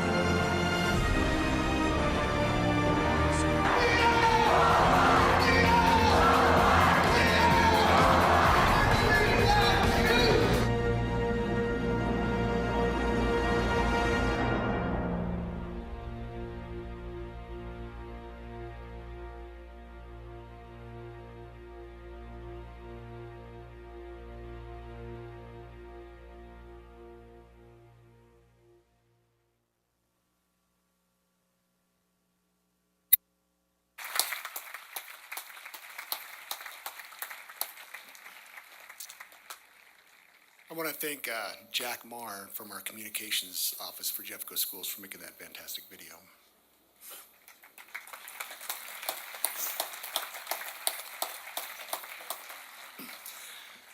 Our last speaker today needs little introduction. He is one of the reasons why Columbine is still here today, why we are still Columbine. Mr. Frank DeAngelis.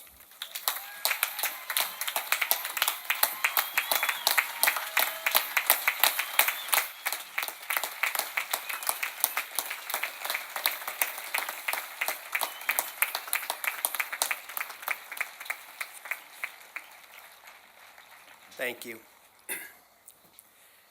Each morning when I wake, the first thing I do is recite the names of my beloved 13, and then I pray. This morning, as I did my daily readings, I was encouraged by 3 simple words. Help me, Lord. This was a powerful statement for what I needed today as the activities began early this morning and will conclude with remembrance commemoration. A time to remember, a time to hope. I spoke those words 19 years ago. Today is a day of recommitment. It has been a long road to travel, but the one thing is I didn't have to travel that road alone. To the families of the 13, thank you for allowing us to remember the children and providing hope for us now and in the future, and for giving me the friendship, strength, and support that I needed to continue, and I am indebted to you for a lifetime. Thank you to the families.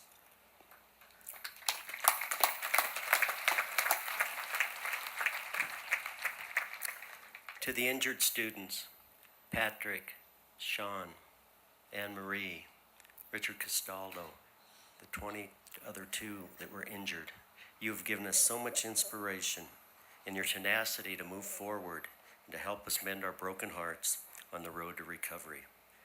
And I want to applaud each and every one of you for reaching out and providing the support to other communities when they go through similar situations. To my family and friends, I love you dearly, and I could not be here today if it was not for you. To the dignitaries, thank you for the support that you gave us over the years to heal. We could not have done it without you. Thank you so much.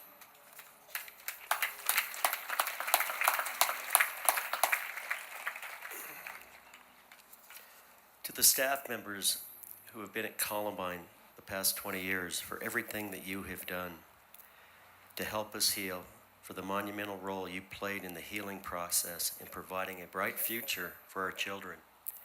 You built upon the excellent tradition that was established by Dr. Jerry Difford back in 1973 with the motto, a stretch for excellence. And each and every one of you have fulfilled that motto. Mr. Christie, thank you for your outstanding leadership and continuing to build the legacy. I want to thank the staff of 1998 and 99 for being there. We have a special bond, and we will always have that bond. Not only were you heroes that day, but you were heroes of those kids when we returned on August 16th, 1999. So if I can have any of those staff members stand up, please, to be recognized. Thank you.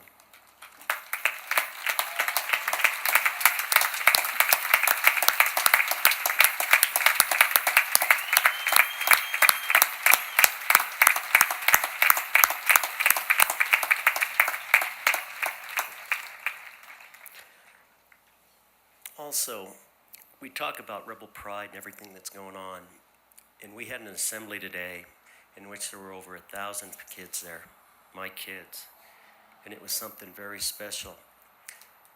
And the one thing that I can tell you is we've always had each other. We've had that special bond through the good times and the bad. So if I can have any alumni, please stand up and be recognized and show that rebel pride.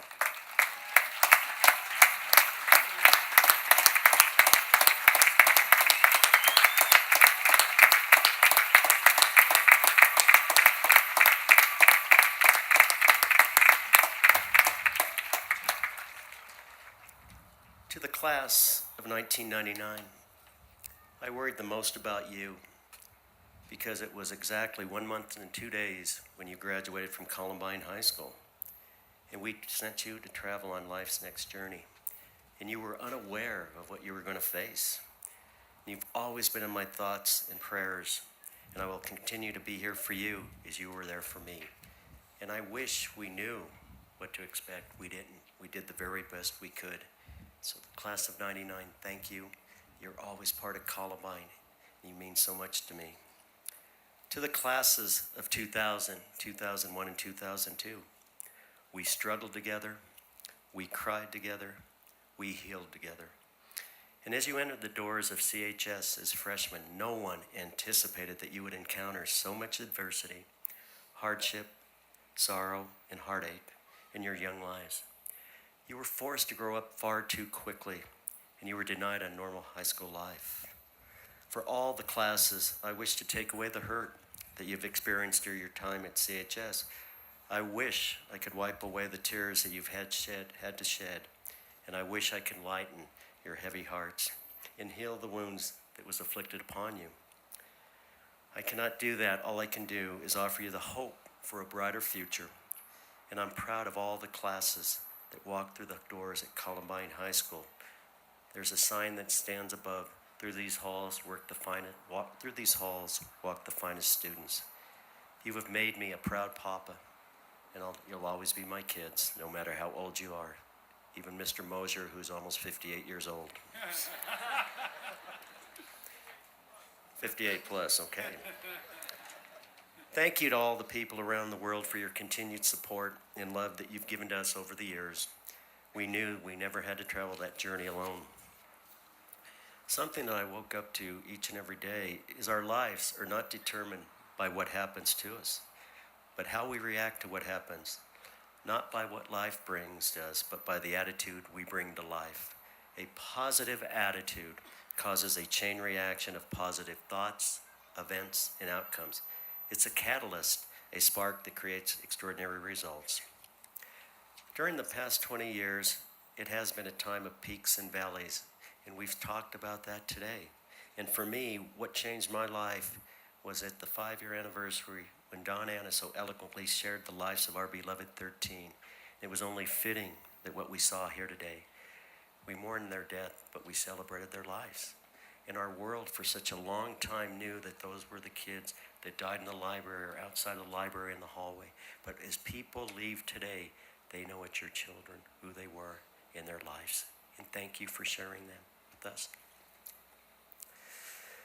As my dear friends, Kyle Velasquez's parents, Ellen and Phyllis, shared with me, let's cry because we lost him, but smile because we have them. L. Velasquez.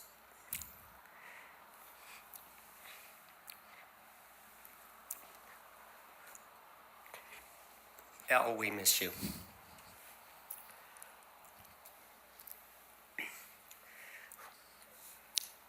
We have borne their death, but we've always celebrated their lives. And now they're no longer with us physically. Their spirit remains strong. We will draw from this strength from our memories of their lives and what they contributed to all of us. They will continue to provide support for this community, for this nation, and for this world. And each time I walk into Columbine High School and I look up at that mural, I see their smiling faces looking down upon us. And each new day, their smiles give students and staff members and parents at Columbine High School the sunshine that they so desperately need. And I know that they will never allow us to travel through this journey alone. Whenever I need strength, I go into the Columbine Hope Memorial Library. In the past 3 days, I spent a lot of time there because I knew I had a lot of public speaking to do, and I just asked for the strength. And when I walk out of that library and touch that placard with their names, I have the strength that I didn't have once I walked in. They will always be with us. It represents the healing of everywhere. It was the generosity, the compassion, and love from people around the world that allowed us to build that beautiful facility. Gerda Wiseman Klein, a Holocaust survivor, sends her love from Arizona today. She's 95 years old. She paid a visit to Columbine High School 9 months after, and she shared her story with us that day. It had helped with us heal because she said she was 17 years old when she was on the death march. She was 17 years old when she lost her brother and her parents. And she said, when I got liberated, I was 70 pounds and had white hair from malnutrition. And the man who liberated me, I married, her husband, Kurt. And she shared with us that I think resonates in this community today for the Columbine High School people. We have been able to turn pain into healing, ignorance into enlightenment, and hatred into love. And Gerda Wiseman-Klein, I know we have made you proud as this legacy continues. My hope as we move forward is school violence comes to an end and that our nation is not mourning the loss of more children and educators, and the members of our society come together to stop these senseless acts of violence. Today we make a recommitment to make the world to be a more accepting and loving place, a world that provides bright futures for our children, grandchildren, nieces, and nephews. It's our responsibility to carry the torch for a brighter future, a future that is filled with love for one another. We must pass this torch to future generations, never forgotten. If I may have the bell ringers, please come up.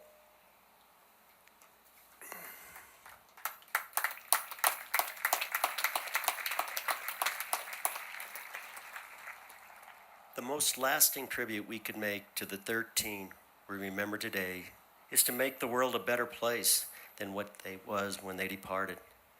Now, I would like to read the names of our beloved 13, the ones who so tragically lost their lives on April 20th, 1999. Remember, reflect, recommit. Cassie Bernal. Stephen Kernow.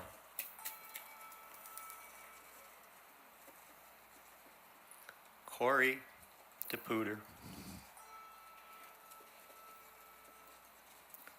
Kelly Fleming.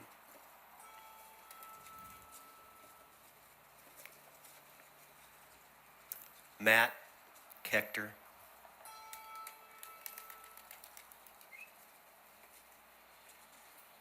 Daniel Mauser.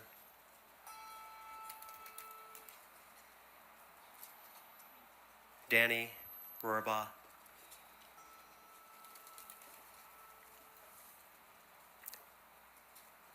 Dave Sanders.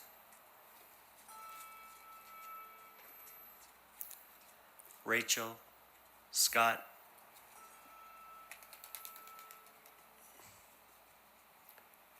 Isaiah Scholes. John Tomlin.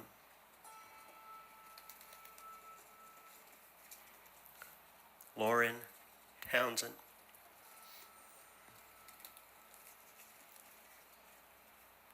Kyle Velasquez.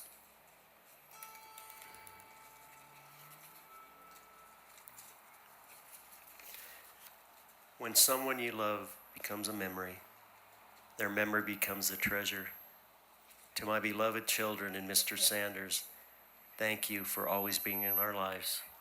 We will never forget you, and we will always love you. Thank you for being with us today.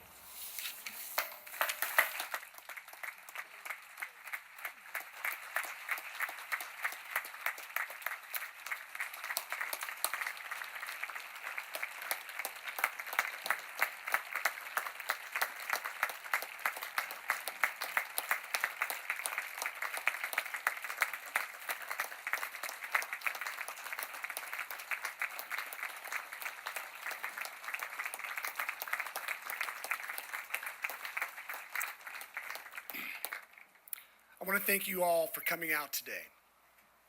And thanks to our speakers, performers, and all of those who helped to make this event possible. Before we close, I would urge you not to make our theme, remember, reflect, recommit, a one-day thing. We will never forget what happened 20 years ago and what was taken from us, especially those of us who were there at Columbine. I would also hope that we all take the time to reflect about our lives and how to make our own corner of the world a better place. The challenge is making that recommitment. And I challenge you to recommit to your family and to serving your community, school, or place of work. To recommit to compassion and empathy for others, especially those we don't know personally. To recommit to forgiveness that leads to redemption, because we are all flawed. and recommit to kindness and respect for all in memory of the 13. We are now going to close with the Queen City Pipe Band playing 2 verses of Amazing Grace, followed by a recessional. Once they have exited the seating area, the program will officially be concluded. Thank you, Columbine. We love you.